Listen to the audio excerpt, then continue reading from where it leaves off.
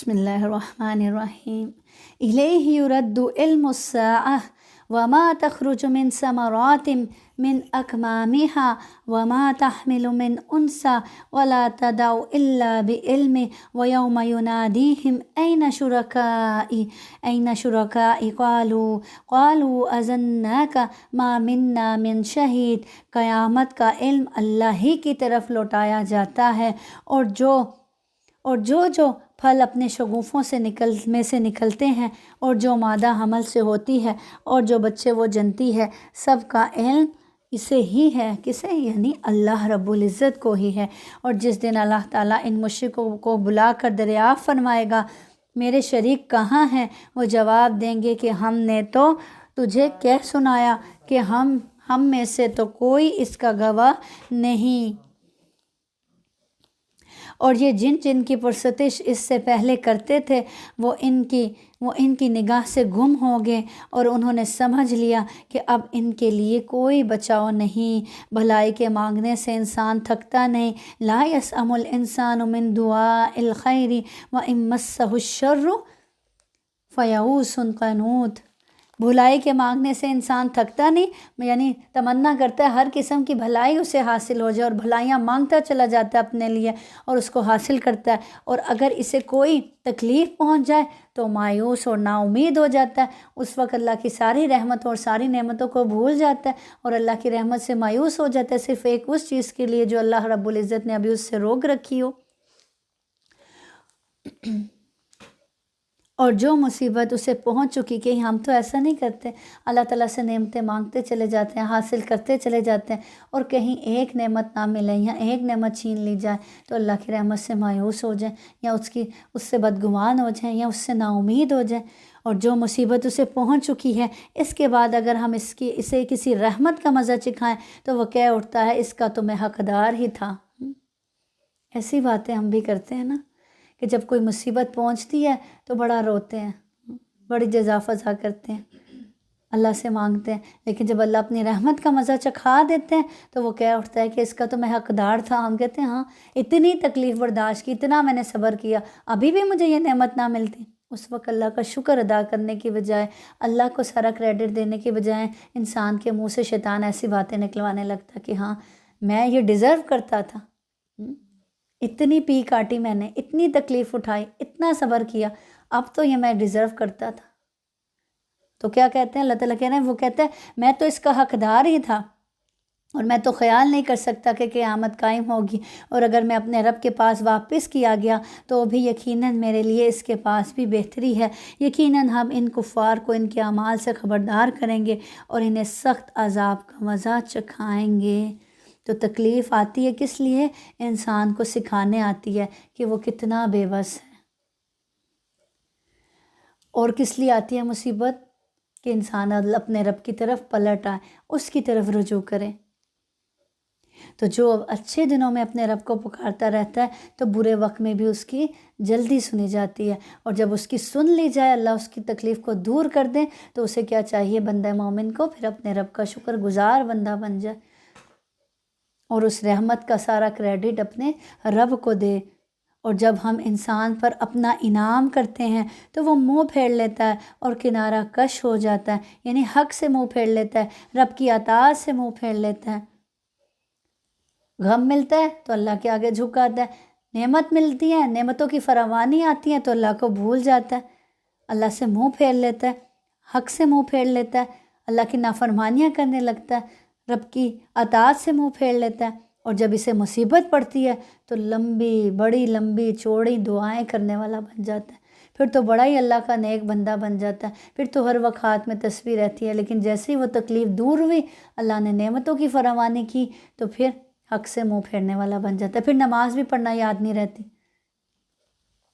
آپ کہہ دیجئے کہ بھلا یہ تو بتاؤ کہ اگر یہ قرآن اللہ کی طرف سے آیا ہوا ہو، پھر تم نے اسے نہ مانا، بس اس سے بڑھ کر بہکا ہوا کون ہوگا جو مخالفت میں حق سے دور چلا جائے؟ ان قریب ہم انہیں اپنی نشانیاں آفاق عالم میں بھی دکھائیں گے، اور خود ان کی اپنی ذات میں بھی، یہاں تک کہ ان پر کھل جائے کہ حق یہی ہے۔ کیا آپ کے رب کا ہر چیز سے واقف و آگاہ ہونا کافی نہیں؟ سوالیہ انداز میں قرار کیا گیا کہ اللہ ہی ہر چیز سے آگاہ ہونے کے لیے کافی نہیں ہے؟ ہمارے ساتھ کوئی زیادتی کرتا ہے، ہم کہتے ہیں کہ فلاں نے زیادتی کی، تو ہمارے لیے کافی نہیں کہ اللہ نے دیکھ لیا کہ فلاں غلط کر رہا ہے؟ یقین جانو کہ یہ لوگ اسی طرح کوئی نیکی کرتے ہیں تو ہمیں ہوتا ہے کوئی کسی کو بتائیں ہم نے یہ نیکی کر لیں، تو اللہ تعالیٰ کہہ رہے ہیں کہ اللہ کافی نہیں کہ اس نے، وہ جانتا ہے، اس نے دیکھ لیا، اور اس نے دیکھ لیا تو ہم نے کس کو دکھانا بھی اسی کو چاہیے۔ یقین جانو، اور اسی طرح غم کے لیے بھی ہم آتے ہیں، ہم کوئی غم تکلیف پہنچا، ہم کہتے ہیں ساری دنیا کو بتائیں مجھے یہ تکلیف پہنچی، میں اس اذیت سے گزر رہا ہوں، تو کیا اللہ کا واقف ہونا کافی نہیں ہے، جو سارے مسئلوں کا حل کرنے والا ہے، جو سب کچھ عطا کرنے والا ہے، جو دکھوں کو دور کرنے والا ہے، جو تکلیفوں کو دور کرنے والا ہے، تو ہر چیز میں کیا آپ کے رب کا ہر چیز سے واقف اور آگاہ ہونا کافی نہیں ہے؟ کافی ہے، اللہ کو بتا دینا ہی کافی ہے۔ یقین جانو کہ یہ لوگ اپنے رب کے روبرو جانے سے شک میں ہیں، اسی لیے نہ اس کے بارے میں سوچتے ہیں اور نہ پھر عمل کرتے ہیں۔ جس کو یہ پتہ ہو، جو آخرت کو سامنے دیکھتا ہو اور جس کو پتہ ہو کہ اللہ کے حضور حاضر ہونا ہے، تو پھر اس کا تو عمل بدل جاتا ہے۔ یاد رکھو کہ اللہ تعالیٰ ہر چیز کا احاطہ کیے ہوئے ہے۔ سورۃ الشورى، بسم اللہ الرحمن الرحیم، حامیم عین سین کاف، کذالک یوحی الیک وإلی الذین من قبلک اللہ العزیز الحکیم۔ اللہ تعالیٰ جو زبردست ہے اور حکمت والا ہے، اسی طرح تیری طرف اور تجھ سے اگلوں کی طرف وحی بھیجتا رہا۔ آسمانوں کی تمام چیزوں اور جو کچھ زمین میں ہے سب اسی کا ہے، وہ برتر اور عظیم الشان ہے۔ قریب ہے آسمان اوپر سے پھٹ جائے، یعنی اللہ کی عظمت و جلال کی وجہ سے، اور تمام فرشتے اپنے رب کی پاکی تعریف کے ساتھ بیان کرتے ہیں، اور زمین والوں کے لیے کیا کرتے ہیں؟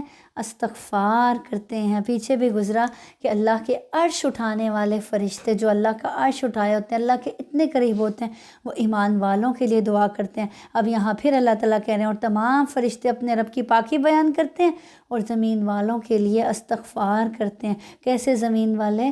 جو ایمان والے ہیں، جو خود اپنے لیے استغفار کرتے ہیں، فرشتے بھی ان کے لیے استغفار کرتے ہیں۔ خوب سمجھ رکھو کہ اللہ تعالیٰ ہی معاف فرمانے والا اور رحمت فرمانے والا ہے۔ اور جن لوگوں نے اس کے سوا دوسروں کو کارساز بنا لیا ہے، اللہ تعالیٰ ان پر نگران ہے، ان کے عملوں کو محفوظ کر رہا ہے تاکہ انہیں جزا دے، اور آپ ان کے ذمہ دار نہیں۔ اسی طرح ہم نے آپ کی طرف عربی قرآن کی وحی کی ہے تاکہ آپ مکہ والوں کو اور اس کے آس پاس کے لوگوں کو خبردار کر دیں، اور جمع ہونے کے دن سے، یعنی قیامت کے دن سے جس کے آنے میں کوئی شک نہیں، ڈرا دیں۔ ایک گروہ جنت میں ہوگا اور ایک گروہ جہنم میں ہوگا۔ وَلَوْ شَاءَ اللَّهُ لَجَعَلَهُمْ أُمَّةً وَاحِدَةً وَلَٰكِن يُدْخِلُ مَن يَشَاءُ فِي رَحْمَتِهِ وَالظَّالِمُونَ مَا لَهُم مِّن وَلِيٍّ وَلَا نَصِيرٍ۔ اگر اللہ تعالیٰ چاہتا تو ان سب کو ایک ہی امت بنا دیتا، لیکن وہ جسے چاہتا ہے اپنی رحمت میں داخل کر لیتا ہے۔ اور چاہتا کسے اپنی رحمت میں داخل کرنا؟ جو اس کی رحمت میں داخل ہونا چاہتا ہے، جو اس کی رحمت کے لائق ہوتا ہے۔ اور اس کی رحمت کے کون لائق ہوتا ہے؟ جو اللہ کو اپنا مانتا ہے اور اس کے راستے کی طلب میں نکلتا ہے۔ اور ظالموں کا حامی و مددگار کوئی نہیں۔ کیا ان لوگوں نے اللہ تعالیٰ کے سوا اور کارساز بنا لیے ہیں؟ حقیقتاً تو اللہ تعالیٰ ہی کارساز ہے، وہی مردوں کو زندہ کرے گا، وہی ہر چیز پر قادر ہے۔ تو پھر عبادت بھی کے لائق بھی کون ہے؟ صرف وہی ہے۔ جب سب کچھ کرنے والا وہی ہے تو پھر عبادت کے لائق بھی صرف وہی ہے، عبادت بھی پھر صرف اسی کی جانی چاہیے۔ ہمیں بھی ہر کام صرف اور صرف اپنے رب کی خاطر ہی کرنا چاہیے، کیونکہ سب کچھ عطا کرنے والا کون ہے؟ اللہ ہی ہے۔ اور جس چیز میں تمہارا اختلاف ہو، اس کا فیصلہ اللہ تعالیٰ ہی کی طرف ہے۔ یہی اللہ میرا رب ہے جس پر میں نے بھروسہ کر رکھا ہے اور جس کی طرف میں جھکتا ہوں۔ وہ آسمانوں اور زمین کا پیدا کرنے والا ہے۔ اس نے تمہارے لیے تمہاری جنس کے جوڑے بنا دیے، یعنی نر و مادہ، اور چوپایوں کے جوڑے بنائے ہیں۔ تمہیں وہ تمہیں وہ اس میں پھیلا رہا ہے، یعنی ان جوڑوں سے تمہاری نسلیں پھیلا رہا ہے، اس جیسی کوئی چیز نہیں، وہ سننے اور دیکھنے والا ہے۔ آسمان اور زمین کی کنجیاں اسی کی ہیں، یعنی خزانے، جس کی چاہے روزی کشادہ کر دے اور جس کی چاہے تنگ کر دے، یقیناً وہ ہر چیز کو جاننے والا ہے۔ کہ ہر چیز کو کیا جاننے والا ہے، کہ کس کے لیے کیا بہتر ہے، اللہ جانتا ہے کس طرح سے آزمائش کرنی ہے۔ اللہ تعالیٰ نے تمہارے لیے وہی دین مقرر کر دیا ہے جس کے قائم کرنے کا اس نے نوح علیہ السلام کو حکم دیا تھا، اور جو بذریعہ وہی ہم نے تیری طرف بھیج دی ہے، اور جس کا تاکیدی حکم ہم نے ابراہیم اور موسیٰ اور عیسیٰ علیہ السلام کو دیا تھا کہ اس دین کو قائم رکھنا اور اس میں پھوٹ نہ ڈالنا۔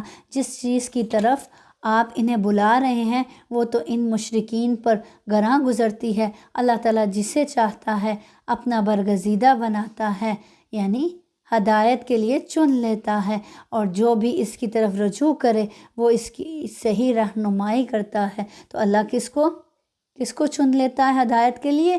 جو اپنے رب کی طرف رجوع کرتا ہے، اللہ اس کو چن لیتا ہے، پھر اس کی سیدھے راستے کی طرف رہنمائی بھی فرما دیتا ہے۔ ان لوگوں نے اپنے پاس علم آ جانے کے بعد ہی اختلاف کیا، اور وہ بھی باہمی ضد بحث سے، اور اگر آپ کے رب کی بات ایک وقت مقرر تک کے لیے پہلے ہی سے قرار پا گئی ہوئی نہ ہوتی تو یقیناً ان کا فیصلہ ہو چکا ہوتا، اور جن لوگوں کو ان کے بعد کتاب دی گئی یعنی یہود و نصارہ کے بعد، وہ بھی اس کی طرف سے الجھن والے شک میں پڑے ہوئے ہیں، یعنی قریش مکہ مراد ہیں جو قرآن سے شک میں پڑے ہوئے ہیں۔ بس آپ لوگوں کو اس طرف بلاتے رہیے، اور جو کچھ آپ سے کہا گیا ہے اس پر مضبوطی سے جم جائیں اور ان کی خواہشوں پر نہ چلیں۔ ان کی سب سے بڑی خواہش کیا تھی؟ کہ آپ صلی اللہ علیہ وسلم یہ کام چھوڑ دیں، یہی پیشکش کی تھی نا انہوں نے پیچھے، اور کہہ دیں کہ اللہ تعالیٰ نے جتنی کتابیں نازل فرمائی ہیں میرا ان پر ایمان ہے، اور مجھے حکم دیا گیا ہے کہ تم میں انصاف کرتا رہوں۔ ہمارا تم سب کا پروردگار اللہ ہی ہے، ہمارے اعمال ہمارے لیے اور تمہارے اعمال تمہارے لیے ہیں، ہم تم میں کوئی کٹ حجتی نہیں، یعنی جھگڑا نہیں کرتے، کیونکہ حق تو واضح ہے۔ اللہ تعالیٰ ہم سب کو جمع کرے گا اور اسی کی طرف لوٹنا ہے۔ اور جو لوگ اللہ تعالیٰ کی باتوں میں جھگڑا ڈالتے ہیں اس کے بعد کہ مخلوق اسے مان چکی، ان کی کٹ حجتی اللہ کے نزدیک باطل ہے، اور ان پر غضب ہے اور ان کے لیے سخت عذاب ہے۔ اللہ الذی انزل الکتاب بالحق والمیزان وما یدریک لعل الساعة قریب۔ اللہ تعالیٰ نے حق کے ساتھ کتاب نازل کی۔ کون سی کتاب؟ یہی قرآن، اور ترازو بھی اتاری، یعنی شریعت، فرقان۔ یہ کتاب کیا ہے؟ حق و باطل میں فرق کرنے والی ہے، غلط اور صحیح کا پتہ بتانے والی ہے۔ اور آپ کو کیا خبر، شاید قیامت قریب ہی ہو۔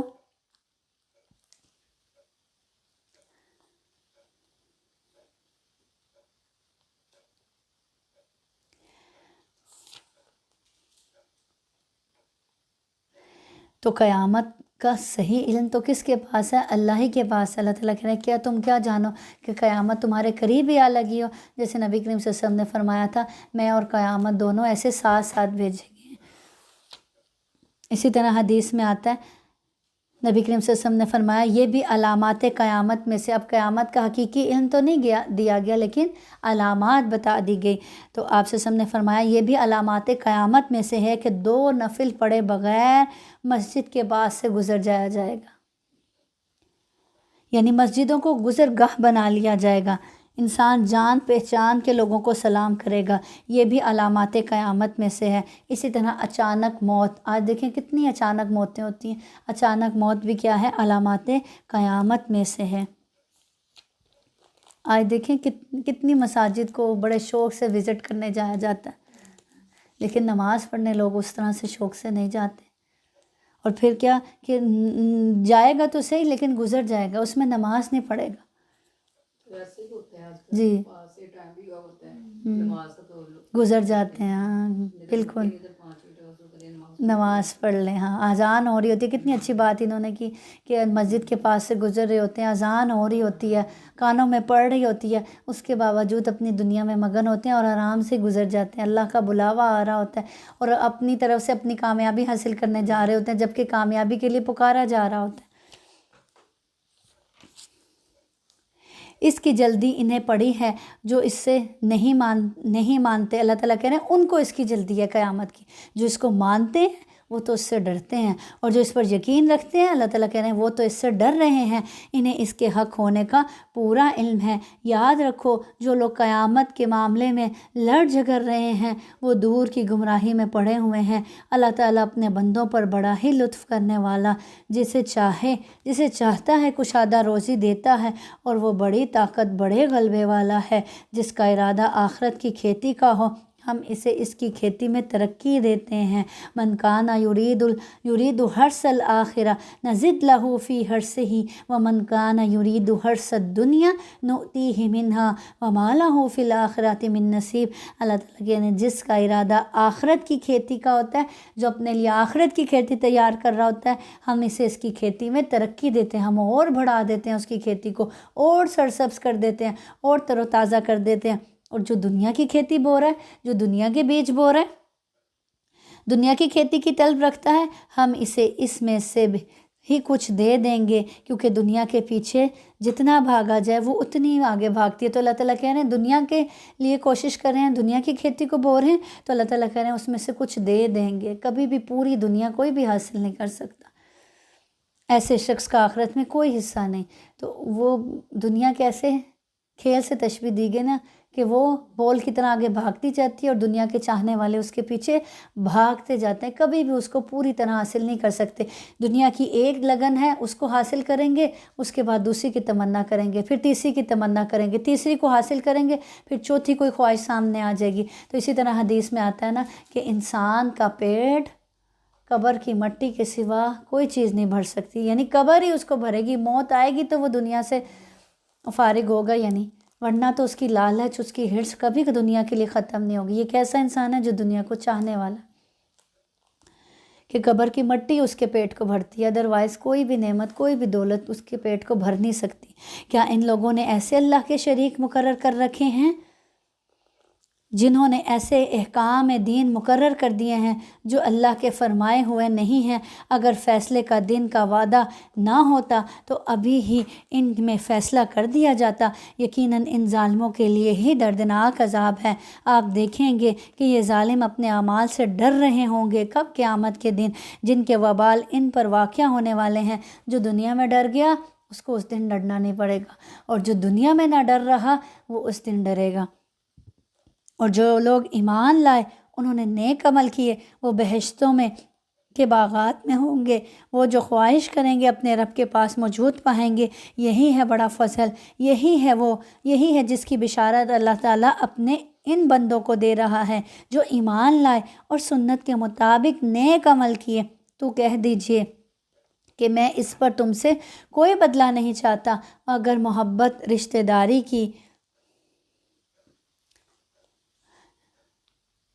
جو شخص کوئی نیکی کرے ہم اس کے لیے اس کی نیکی میں نیکی اور بڑھا دیں گے. بے شک اللہ تعالیٰ بخشنے والا اور بہت قدردان ہے. نیکی میں نیکی اور بڑھا دیں گے مطلب ایک نیکی کا اجر کتنا ملتا ہے؟ 10 گنا سے لے کر اللہ تعالیٰ 700 گنا اس سے بھی زیادہ بڑھا دیتے ہیں. اسی طرح نیکی میں اور نیکی بڑھا دیں گے. انسان ایک نیکی کرتا ہے، انسان ایک سجدہ کرتا ہے، انسان ایک نماز پڑھتا ہے، اللہ تعالیٰ اس کو دوسری نماز کی توفیق دیتے ہیں. وہ دوسری پڑھتا ہے، اللہ تعالیٰ کہتے ہیں اچھا میرے قریب آ رہا ہے، اللہ تعالیٰ اس کو اور قریب لانا چاہتے ہیں، تیسری نماز کی توفیق دے دیتے ہیں. اسی طرح جب نمازوں کا پابند ہو جاتا ہے پھر اللہ تعالیٰ کہتے ہیں اس کو پھر نوافل کی توفیق عطا کر دیتے ہیں. تو ہر نیکی کے بعد اللہ تعالیٰ اس کو مزید نیکیوں کی توفیق عطا کرتے ہیں، یعنی نیکیوں کے دروازے پھر اس پر کھلتے چلے جاتے ہیں. کیا یہ کہتے ہیں کہ پیغمبر نے اللہ پر جھوٹ باندھا ہے؟ اگر اللہ تعالیٰ چاہے تو آپ کے دل پر مہر کر دے اور اللہ تعالیٰ اپنی باتوں سے جھوٹ کو مٹا دیتا ہے۔ یعنی اگر یہ کہتے ہیں کہ قرآن انہوں نے خود گھڑ لیا تو اللہ تعالیٰ کہہ رہے ہیں اللہ تو جھوٹ کو مٹا دیتا ہے، اگر انہوں نے خود گھڑا ہوتا تو یہ قائم نہ رہتا، اللہ تعالیٰ اس کو ختم کر دیتے، اور سچ کو ثابت رکھتا ہے، وہ سینوں کی باتوں کو جاننے والا ہے۔ هو الذی یقبل التوبۃ عن عبادہ ویعفو عن السیئات ویعلم ما تفعلون، وہی تو ہے جو اپنے بندوں کی توبہ قبول فرماتا ہے اور گناہوں سے درگزر فرماتا ہے، اور جو کچھ تم کر رہے ہو سب جانتا ہے۔ یعنی جو توبہ کر لیتے ہیں، جو استغفار کرتے ہیں، وہ ایسے ہو جاتے ہیں گویا انہوں نے گناہ کیا ہی نہیں، اللہ ان کا نامہ اعمال صاف کر دیتا ہے، گناہوں سے مٹا دیے جاتے ہیں گناہ۔ تو یہاں پہ یہی کہا جا رہا ہے کہ ان کے گناہوں سے پھر درگزر فرماتا ہے، کیونکہ ان کے جو اللہ سے سچی توبہ کرتے ہیں۔ یہ جو 19 نمبر 23 میں جو زیرستاری کی محبت سے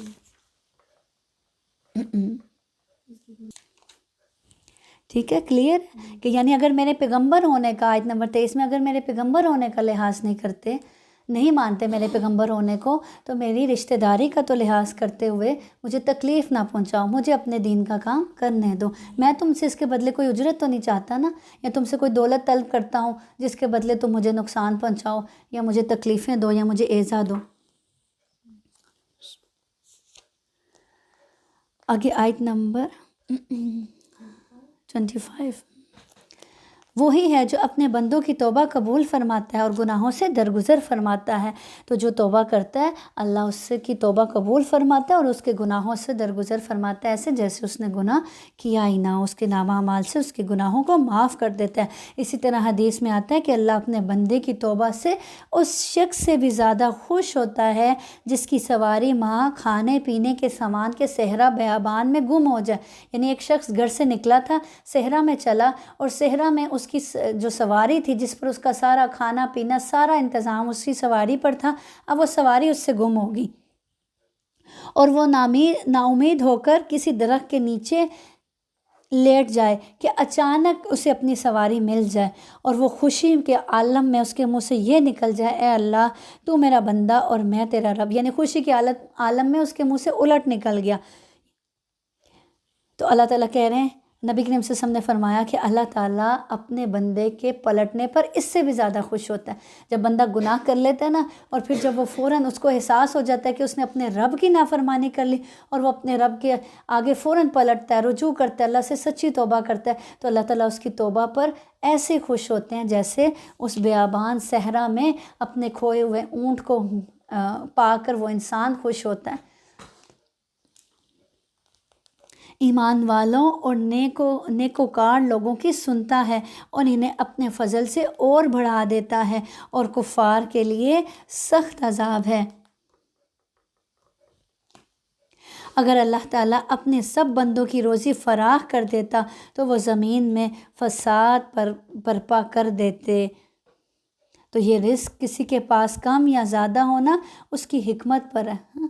اگر سب کے پاس ہی زیادہ ہوتا تو سبھی ایک دوسرے کے اوپر چڑھائی کرتے، زمین میں فساد۔ ابھی اللہ تعالیٰ نے کسی کو کم دیا، کسی کو زیادہ دیا، کسی کو کسی کا محتاج بنایا، تو اس صورت میں کیا ہے، اللہ تعالیٰ کی یہ حکمت پر مبنی فیصلے ہیں۔ اللہ تعالیٰ کہہ رہے ہیں اگر ایسا نہ ہوتا تو زمین میں فساد برپا ہو جاتا۔ اور اسی طرح یہ کمی اور زیادتی رزق کی یہ اللہ کی طرف سے آزمائش بھی، جس کو زیادہ دیا اللہ تعالیٰ دے کے آزماتا ہے کہ کرتا کیا، اللہ کے راستے میں خرچ کرتا ہے، اللہ کا شکر ادا کرتا ہے، اور جس کو کم دیا اس کو بھی کم دے کر آزماتا ہے کہ کیا وہ اس حال میں بھی اپنے رب سے راضی رہتا ہے، اس پر بھی اللہ کا شکر ادا کرتا ہے، صبر کرتا ہے۔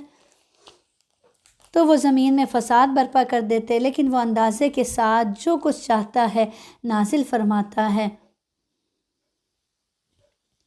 اور وہ اپنے بندوں سے پورا خبردار ہے اور خوب دیکھنے والا ہے۔ اور وہی ہے جو لوگوں کے نا امید ہو جانے کے بعد بارش برساتا ہے اور اپنی رحمت پھیلا دیتا ہے، وہی کارساز اور قابل حمد و ثنا ہے۔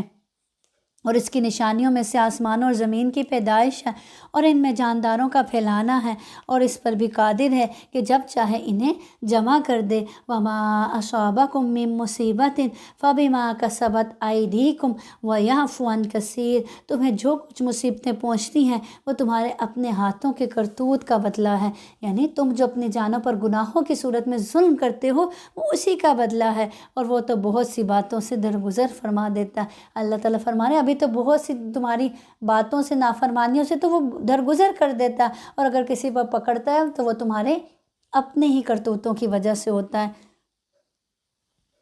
تاکہ بندہ پلٹ آئے، اس گناہ کو چھوڑ دے اور اللہ سے معافی مانگ لے۔ اسی لیے آتا ہے نا کہ جب بھی کوئی آزمائش ہے، کوئی تکلیف پہنچے تو انسان کو اپنے رویے پر غور کرنا چاہیے، اپنے معاملات پر غور کرنا چاہیے، کہ اللہ کی عبادت میں کمی تو نہیں ہو رہی، کہیں کسی کا میں حق تو نہیں مار رہی، کہیں میری کوئی نمازیں قضا تو نہیں ہو رہی، کہیں فرائض میں کمی تو نہیں ہو رہی، کہیں زکوٰۃ میں کمی تو نہیں ہو رہی، کہ جو اللہ تعالیٰ نے میری آزمائش کی ہے۔ تو اللہ تعالیٰ یہاں یہی کہہ رہے ہیں تمہارے اپنے کسی کرتوت کی وجہ سے تم پر کوئی مصیبت آتی ہے، اور پھر جب وہ مصیبت آ جائے اور انسان اپنا محاسبہ کرے اور اللہ سے معافی مانگے تو پھر وہ مصیبت اس کے لیے کیا بن جاتی ہے؟ باعث اجر بن جاتی ہے، اور وہ اس مصیبت سے جب نکلتا ہے تو ایسے ہوتا ہے جیسے گناہوں سے پاک ہو کر نکلتا ہے۔ حدیث میں بھی آتا ہے نا، مومن کو جو بھی کوئی تکلیف پہنچتی ہے، کوئی غم و حزن پہنچتا ہے، کوئی دکھ تکلیف پہنچتی ہے، حتیٰ کہ اس کے پیر میں کانٹا بھی چبھتا ہے تو اللہ اس کی وجہ سے بھی اس کے گناہ معاف کر دیتا ہے۔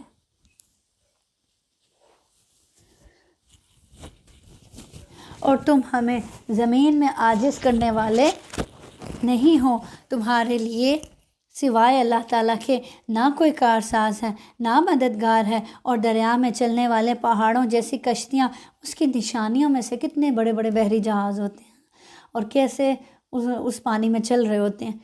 اگر وہ چاہے تو ہوا بند کر دے، اور کون ہے جو ان کو سمندروں کے اوپر چلا رہے ہیں؟ چاہے تو ڈبو دے، اگر وہ چاہے تو ہوا بند کر دے اور یہ کشتیاں سمندروں پر رکی رہ جائیں، یقیناً اس میں ہر صبر کرنے والے، شکر کرنے والے کے لیے نشانیاں ہیں۔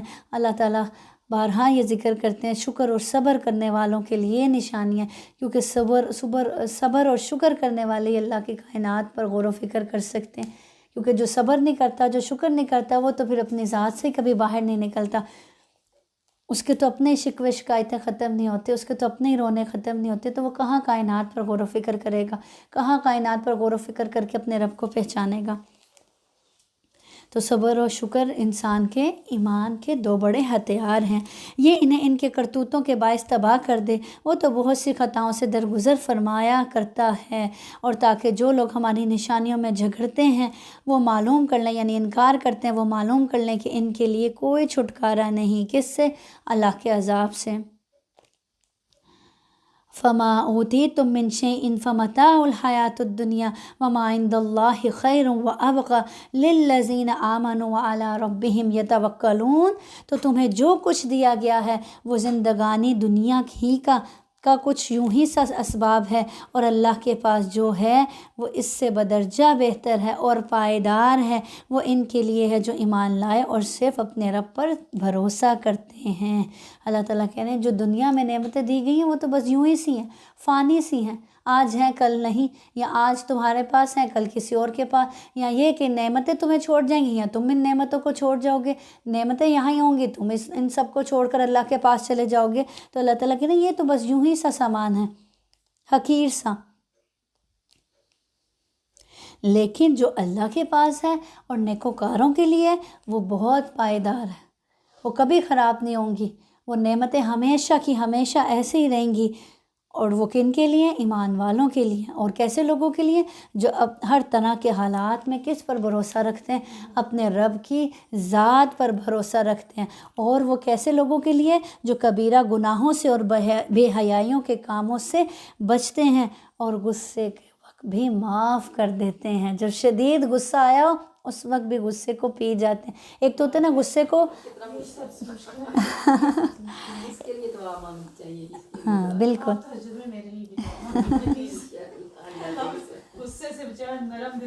ہاں نہیں ہاں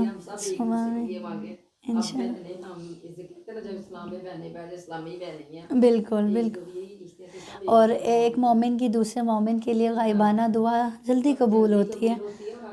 اس کو پتہ بھی نہ ہو کہ آپ اس کے لیے دعا کر رہے ہیں اور آپ اللہ تعالیٰ سے مانگ رہے ہیں، اور پھر پاس بیٹھے فرشتے آپ کے لیے مانگ رہے ہوتے ہیں کہ اللہ تعالیٰ یہ جو اپنے بھائی کے لیے مانگ رہے ہیں آپ اس کے حق میں بھی یہ دعا قبول کر لیں. بالکل. تو ایک ہوتا ہے غصے کو پی جانا، ایک ہے غصے کے وقت میں معاف کر دینا، یہ اس سے بھی بڑا درجہ. پیچھے ہم نے پڑھا تھا نا کہ غصے کو پی جانے والے ہوتے ہیں، اب یہاں ہم نے کیا پڑھا ہے کہ غصے کے وقت میں شدید غصہ آیا اس وقت معاف کر دینا. تو اس کی پریکٹس نا گھر کے اندر کر کے دیکھیں تو پھر یہی تو بات ہے، اس میں ہم کریں گے تو پھر انشاءاللہ یہ چیز ہماری عادت بن جائے گی. تو غصے کے وقت میں معاف کر دینا.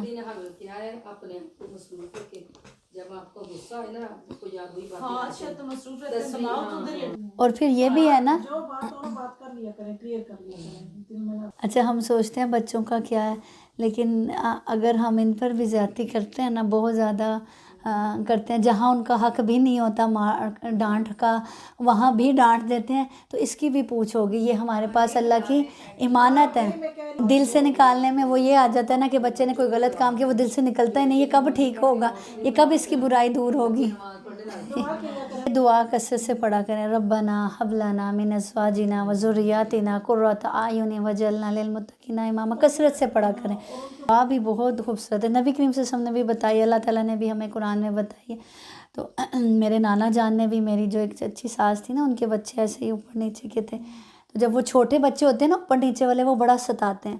تو وہ میرے نانا جان جب ان کے گھر گئے تو انہوں نے کہا آپ یہ دعا کثرت سے پڑھا کر. تو اب جب کہ میرے نانا جان نئی دنیا سے جا چکے تو وہ مجھے بتاتی ہیں کہ آپ کے نانا ابو نے مجھے یہ دعا بتائی تھی، اور جب وہ ہمارے گھر آئے نا، میرے بچے ایسے ہی چھوٹے چھوٹے تھے، وہ بڑا تنگ کرتے تھے، تو وہ کہتے تھے تم یہ ہر وقت دعا پڑھا کرو. اور اس دعا کے پڑھنے کی برکت سے ماشاءاللہ ان کی 4 بیٹیاں، چاروں کی چاروں الہدا سے کورسز کی، اور بیٹا بھی ماشاءاللہ سے اس نے بھی یہ کورس کیا الہدا سے، اور ماشاءاللہ سب آگے دین کا کام کر رہے ہیں. تو اللہ تعالیٰ نے واقعی، اور بعض اوقات ہمیں لگتا ہے ہماری دعائیں ابھی تو کہ کوئی سننی نہیں جا رہی، کیسے وہ ویسے کے ویسے ہی ہیں، ویسے ہی چیخو پکار ہے گھر میں. تو وہ اللہ تعالیٰ جو ہے وقت کے ساتھ ساتھ وہ آپ کی دعائیں رائے گاہ نہیں جاتی. تو وہ کہتی وہ میں تب پڑھتی جاتی تھی اور میں سوچتی تھی کہ بھئی دیکھو یہ تو ویسے ہی تنگ کرتے ہیں، لیکن کہتی آج مجھے اپنی آنکھوں میں، اپنی زندگی میں اس دعا کا اثر جو ہے وہ نظر آتا ہے. تو یہ بڑی خوبصورت دعا ہے، یہ چلتے پھرتے پڑھا کریں. اسی طرح وہ سدیس جو قاری، میں سینڈ کر دوں گی، قاری سدیس کے بارے میں آتے ہیں نا کہ وہ بہت ستایا کرتے تھے، جیسے نوٹی بچے ہوتے ہیں نا، ایسے شرارتی ایسے ہوتے تھے. اور جو قاری سدیس مکہ کے امام ہیں، تو ان کی والدہ نے ایک دن کھانا بنایا گھر میں، کس لیے؟ مہمانوں کے لیے. اب وہ جو کھانا بنایا تھا انہوں نے کیا کیا، اب کھانا ریڈی ہے، مہمان آنے والے ہیں، انہوں نے باہر سے مٹی لا کے ہنڈیا میں ڈال دی. اب اس وقت میں ماں کے غصے کا لیول دیکھیں کیا ہوگا. اب وہاں پہ غصہ کرنے کی جائے، بددعا دینے کی بجائے انہوں نے اس غصے میں ان کے لیے دعائیں کرنا شروع کر دی. ان کو کہا اللہ جا، اللہ تجھے کعبے کا امام بنائے. تو آج دیکھیں ماشاءاللہ وہ کعبے کے امام ہیں. تو ہم یہ جج،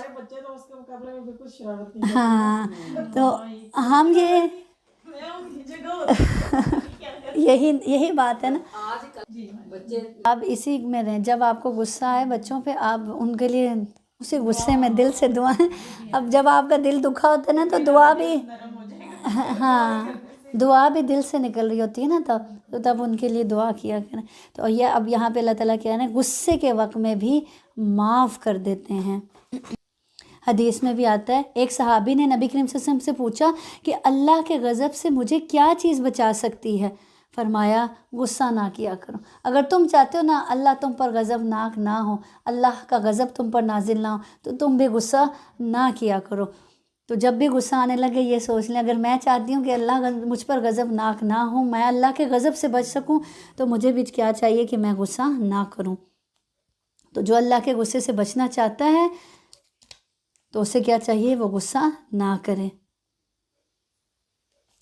اور اسی طرح ہے جو چاہتا ہے اللہ تعالیٰ اس کو معاف کرے، تو اس کو بھی کیا چاہیے کہ وہ لوگوں کو معاف کر دے. اور اسی کا غصہ ٹھنڈا ہو سکتا ہے جو دوسرے کو معاف کر دے. جو دوسرے کو معاف ہی نہیں کرے گا، وہ ہمیشہ دل میں اس کے لیے اس کا غصہ ہمیشہ تازہ ہی رہے گا۔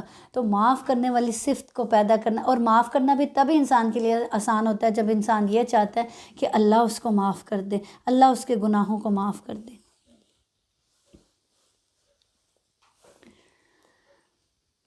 اور پھر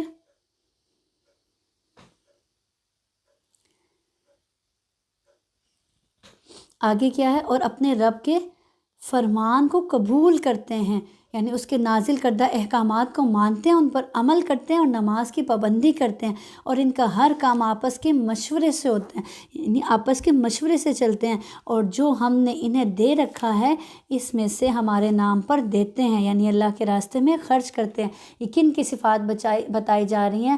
آخرت کے جو حقدار ہیں، جو جنت کے حقدار ہیں، ان کی صفات بتائی جا رہی ہیں۔ تو غصہ سب کو آتا ہے، لیکن معاف کرنا سب نہیں جانتے۔ تو آج سے ہم نے اللہ سے دعا بھی کرنی ہے اور کوشش بھی کرنی ہے کہ اللہ تعالیٰ ہمیں ہمارے اندر یہ صفت پیدا کر دے کہ ہم لوگوں کو معاف کرنے والے بن جائیں، غصے آیا ہونے کے باوجود ہم لوگوں کو معاف کرنے والے بن جائیں، ان کو درگزر کرنے والے بن جائیں۔ تو جو کبھی معاف کرتے نہیں، پھر وہ معاف کیے بھی نہیں جاتے، اللہ تعالیٰ بھی پھر ان کو معاف نہیں کرتا۔ اور جب ان پر ظلم و زیادتی ہو تو وہ صرف بدلہ لے لیتے ہیں، یعنی بہت ظلم و زیادتی ہوا تو پھر صرف اتنا بدلہ لے لیتے ہیں، اور برائی کا بدلہ اسی جیسی برائی ہے، یعنی قصاص ہے، بدلہ صرف اتنا ہے، اور اگر زیادہ لیا جائے گا تو پھر وہ جو مظلوم تھا وہ کیا بن جائے گا؟ ظالم بن جائے گا۔ اسی طرح اگر مظلوم نے اپنا بدلہ لے لیا پھر وہ مظلوم نہیں رہا۔ ہماری نظر میں بعضوں کا وہ مظلوم بدلہ بھی لے لیتا ہے، بعضوں کا زیادتی بھی کر لیتا ہے، پھر بھی وہ مظلوم ہی رہتا ہے کہ اس کے ساتھ اس نے برا کیا تھا۔ اور جو معاف کر دے اور اصلاح کر لے، اس کا اجر پھر اللہ کے ذمہ ہے۔ بدلہ لے سکتے ہیں، لیکن اللہ تعالیٰ کہنے جس نے معاف کر دیا اور اصلاح کر لی، یہ اوپر والا درجہ، احسان والا درجہ، پھر اس کا ذمہ کس کے پاس ہے؟ اللہ کے ذمہ ہے اس کا اجر۔ جیسے حضرت ابو بکر صدیق کا کسی سے جھگڑا ہوا، حضرت ابو بکر صدیق سے کوئی جھگڑ رہا تھا اور آپ سے ان کے پاس کھڑے تھے، آپ سے مسکرا رہے تھے، کیونکہ وہ شخص آپ سے حضرت ابو بکر صدیق کو برا بھلا کہے جا رہا تھا، جھگڑا کیے جا رہا تھا، لیکن حضرت ابو بکر صدیق خاموش تھے، اور جیسے ہی حضرت ابو بکر صدیق بولے تو آپ سے وہاں سے چلے گئے۔ تو آپ سے انہوں نے آ کے پوچھا کہ کیا ماجرا ہے؟ جب تک میں نہیں بولا آپ وہاں کھڑے رہے، اور جب میں بولا تو آپ وہاں سے چلے گئے۔ تو آپ سے نے فرمایا کہ جب تک تم نہیں بولے اللہ کی طرف سے فرشتہ مقرر تھا جو تمہارے لیے جواب دے رہا تھا، اور جب تم بولے تو شیطان آ گیا، اور جہاں شیطان آ جائے میں وہاں سے چلا جاتا ہوں۔ تو یہ سوچیں کہ اگر ہم جواب نہیں دے رہے تو ہمارا اجر کس کے ذمہ؟ اللہ کے ذمہ۔ آپ نے کبھی نوٹ کیا، اگر آپ آپ کو کوئی غصہ کر ہی جا رہا ہے، آپ سے بولی جا رہا ہے، آپ خاموش رہتے ہیں، تو یہ چیز اس کو زیادہ اذیت دیتی ہے، یہ چیز اس کو زیادہ تکلیف دیتی ہے۔ فی الواقع اللہ تعالیٰ ظالموں سے محبت نہیں کرتا، اور آپ کی خاموشی اس کو مجبور کر دیتی ہے کہ اس کو اپنی غلطی کا احساس ہو۔ اور جو شخص اپنے مظلوم ہونے کے بعد برابر کا بدلہ لے لے تو ایسے لوگوں پر الزام کا کوئی راستہ نہیں باقی نہیں رہا، یعنی وہ ظالم نہیں، بلکہ ایسے لوگ پھر ظالم نہیں ہیں اور نہ ہی وہ مظلوم ہیں۔ یہ راستہ صرف ان لوگوں پر ہے جو خود دوسروں پر ظلم کریں اور زمین میں ناحق فساد کرتے پھریں، یہی لوگ ہیں جن کے لیے دردناک عذاب ہے، ایسے ہی لوگ ظالم ہیں۔ آپ سے نے فرمایا، اللہ تعالیٰ فرماتے، اے میرے بندو، میں نے اپنے اوپر ظلم کو حرام کر دیا ہے اور تمہارے درمیان بھی ظلم کو حرام کر دیا، اس لیے تم بھی ظلم نہ کرو، اور جو شخص صبر کر لے اور معاف کر دے یقیناً یہ بڑی ہمت کے کاموں میں سے ہے۔ کرنا تو مشکل ہے، اللہ تعالیٰ کہہ رہے ہیں، لیکن جو کر لے یہ واقعی بڑے ہمت کے کاموں سے، اللہ تعالیٰ اس کے لیے کہہ رہے ہیں کہ یہ واقعی بڑے ہمت کے کاموں میں سے، اور پھر جو کر لے پھر اس پر اللہ کو کتنا پیار آتا ہوگا، جو ایسا ہمت کا کام کر گزرے، پھر معاف کر دے، درگزر کرے۔ اللہ تعالیٰ ہمیں درگزر کرنے والا بنائے، اللہ تعالیٰ ہمیں معاف کرنے والا بنائے، اللہ تعالیٰ ہمیں اپنے غصوں کو پی جانے والا بنائے، اللہ ہمارے اخلاقوں کو ہمارے گھروں کے اندر بھی سنوار دے۔ باہر تو سنور ہی جاتے ہیں لیکن اصل بات ہے کہ اللہ ہمارے گھروں کو، ہمارے اخلاقوں کو ہمارے گھروں کے اندر سنوار دے۔ اور جسے اللہ تعالیٰ بہکا دے اس کے بعد کوئی چارہ ساز نہیں۔ اور تو دیکھے گا کہ ظالم لوگ عذاب کو دیکھ کر کہہ رہے ہوں گے کہ کیا واپس جانے کی کوئی راہ ہے، اور تو انہیں دیکھے گا کہ وہ جہنم کے سامنے لا کھڑا کیے جائیں گے، مارے ذلت کے جھکے جا رہے ہوں گے اور کنکھیوں سے دیکھ رہے ہوں گے۔ ایماندار صاف کہیں گے کہ حقیقی ضیاءکار وہ ہیں جنہوں نے آج قیامت کے دن اپنے آپ کو اور اپنے گھر والوں کو نقصان میں ڈال دیا۔ یاد رکھو کہ یقیناً ظالم لوگ دائمی عذاب میں ہوں گے، ان کے کوئی مددگار نہیں جو اللہ تعالیٰ سے الگ ان کی امداد کر سکیں، اور جسے اللہ گمراہ کر دے اس کے لیے کوئی راستہ نہیں۔ استجیبوا لربکم من قبل ان یأتی یوم لا مرد لہ من اللہ، اپنے رب کا حکم مان لو اس سے پہلے کہ اللہ کی جانب سے وہ دن آ جائے جس کا ہٹ جانا ممکن نہیں، اس سے پہلے کہ قیامت برپا ہو جائے، اس سے پہلے کہ موت کا وقت آ جائے۔ اللہ کے بندے بن جاؤ، اللہ کی باتیں مان لو، ان پر عمل کرنے والے بن جاؤ۔ تمہیں اس روز نہ تو کوئی پناہ کی جگہ ملے گی اور نہ چھپ کر انجان بن جانے کی۔ اگر یہ منہ پھیر لیں تو ہم نے آپ کو ان پر نگہبان بنا کر نہیں بھیجا، آپ کے ذمہ تو صرف پیغام پہنچا دینا ہے۔ ہم جب کبھی انسان کو اپنی مہربانی کا مزہ چکھاتے ہیں تو وہ اس پر اترا جاتا ہے، اور اگر انہیں ان کے اعمال کی وجہ سے کوئی مصیبت پہنچتی ہے تو بے شک انسان بڑا ہی ناشکرا ہے۔ یعنی پھر بڑا ناشکرہ ہے، پھر اللہ کی وہ جو نعمتیں پاس ہوتی ہیں ان کو بھی بھول جاتا ہے اور ناشکری کرنے لگتا ہے، اللہ سے بدگمان ہو جاتا ہے۔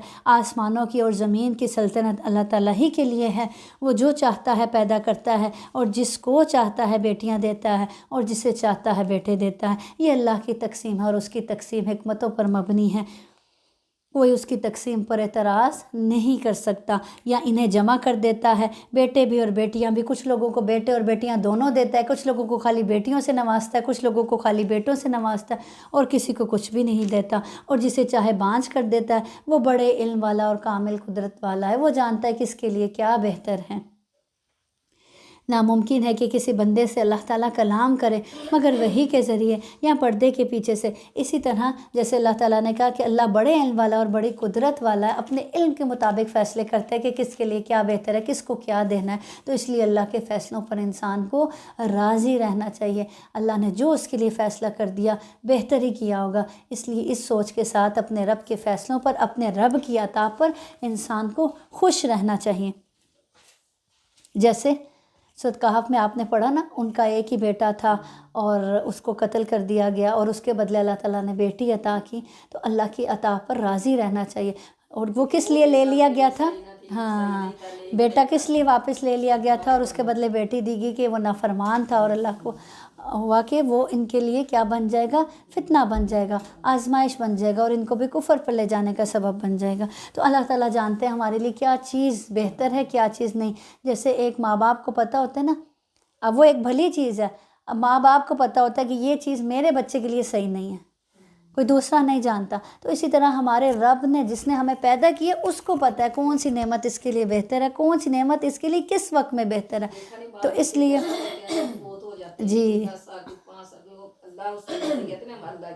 ہاں جی بالکل، اللہ تعالیٰ آپ کو آگے کسی بڑی مشکل سے بچانا چاہ رہے ہوتے ہیں، تو ہم اسی پر اللہ کے ساتھ شکوے کرنے لگتے ہیں۔ تو اللہ نے جو دیا، جیسا دیا، اس پر انسان کو راضی رہنا چاہیے، اس سوچ سے کہ میرا رب کا فیصلہ علم کی بنیاد پر ہوتا ہے، اور وہ اس کا فیصلہ کبھی غلط نہیں ہو سکتا۔ وہ بھی جانتا ہے جو میرا آنے والا کل ہے، اس کے مطابق اس کے فیصلے ہوتے ہیں۔ ناممکن ہے کہ کسی بندے سے اللہ تعالیٰ کلام کرے مگر وحی کے ذریعے یا پردے کے پیچھے سے، یا کسی فرشتے کو بھیج کر، اور وہ اللہ کے حکم سے جو وہ چاہے وہی کرے، بے شک وہ برتر حکمت والا ہے۔ وحی کی صورتیں بیان کی جا رہی ہیں کہ اللہ اپنے بندے سے کس طرح کلام کرتا ہے، اور اسی طرح ہم نے آپ کی طرف اپنے حکم سے روح کو اتارا ہے۔ آپ اس سے پہلے یہ بھی نہیں جانتے تھے کہ کتاب اور ایمان کیا چیز ہے۔ روح سے مراد یہاں کیا ہے؟ قرآن ہے۔ اللہ تعالیٰ کہہ رہے ہیں نبی کریم صلی اللہ علیہ وسلم سے کہ آپ تو اس سے پہلے جانتے ہی نہیں تھے کہ ایمان کیا چیز ہے، کتاب کیا چیز ہے، یہ ہم نے آپ کو عطا کی۔ ہم بھی قرآن کو سمجھ کے پڑھنے سے پہلے جانتے ہی نہیں تھے نا کہ واقعی قرآن ہے اصل میں کیا چیز۔ ہماری نظروں میں تو یہ ایک مقدس کتاب تھی، جو نبی کریم صلی اللہ علیہ وسلم پہ نازل ہوئی اور بس ہم سمجھتے تھے اس کو پڑھنا ہے اور اجر ملے گا، اس کے علاوہ تو اللہ تعالیٰ نے آپ جانتے ہی نہیں تھے کہ یہ اصل میں کتاب ہے کیا، اور واقعی ہم بھی نہیں جانتے تھے یہ اصل میں یہ کتاب ہے کیا، لیکن ہم نے اسے نور بنایا، اس کے ذریعے سے اپنے بندوں میں سے جسے چاہتے ہیں ہدایت دیتے ہیں، اور کس کو ہدایت دیتے ہیں؟ جو اس کو ہدایت کی نیت سے پڑھتا ہے۔ بے شک آپ راہ راست کی رہنمائی کر رہے ہیں، اس اللہ کی راہ کی جس کی ملکیت میں آسمان اور زمین کی ہر چیز ہے، آگاہ رہو سب کام اللہ تعالیٰ ہی کی طرف لوٹتے ہیں۔ سورۃ الزخرف، بسم اللہ الرحمن الرحیم، حامیم والکتاب المبین، انا جعلناہ قرآنا عربیا لعلہم تعقلون وانہ فی الکتاب لدینا لعلی حکیم۔ حامیم، قسم ہے اس کی واضح کتاب کی، ہم نے اس کو عربی زبان کا قرآن بنایا ہے کہ تم سمجھ لو، یقیناً یہ لوح محفوظ میں ہے اور ہمارے نزدیک بلند مرتبہ حکمت والی ہے۔ کیا ہم اس نصیحت کو تم سے اس بنا پر ہٹا لیں کہ تم حد سے گزر جانے والے لوگ ہو؟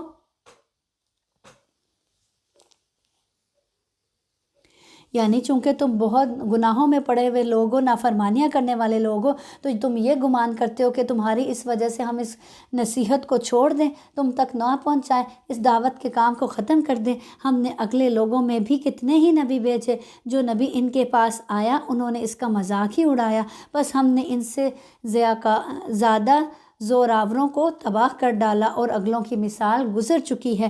اگر آپ ان سے دریافت کریں کہ آسمانوں اور زمین کو کس نے پیدا کیا، تو یقیناً اس کا جواب یہی ہوگا کہ انہیں غالب و دانا اللہ نے ہی پیدا کیا۔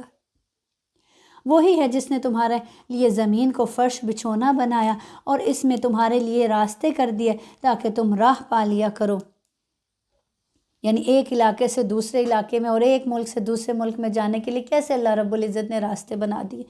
اسی نے آسمان سے، اور آج دیکھیں لوگ کہاں کہاں سے سفر کر کے، ہم بھی پاکستان سے کہاں سے سفر کر کے یہاں پہنچے، تو کیسے اللہ رب العزت نے یہ راستے بنا دیے ایک علاقے سے دوسرے علاقے میں جانے کے لیے، ایک ملک سے دوسرے ملک میں جانے کے لیے۔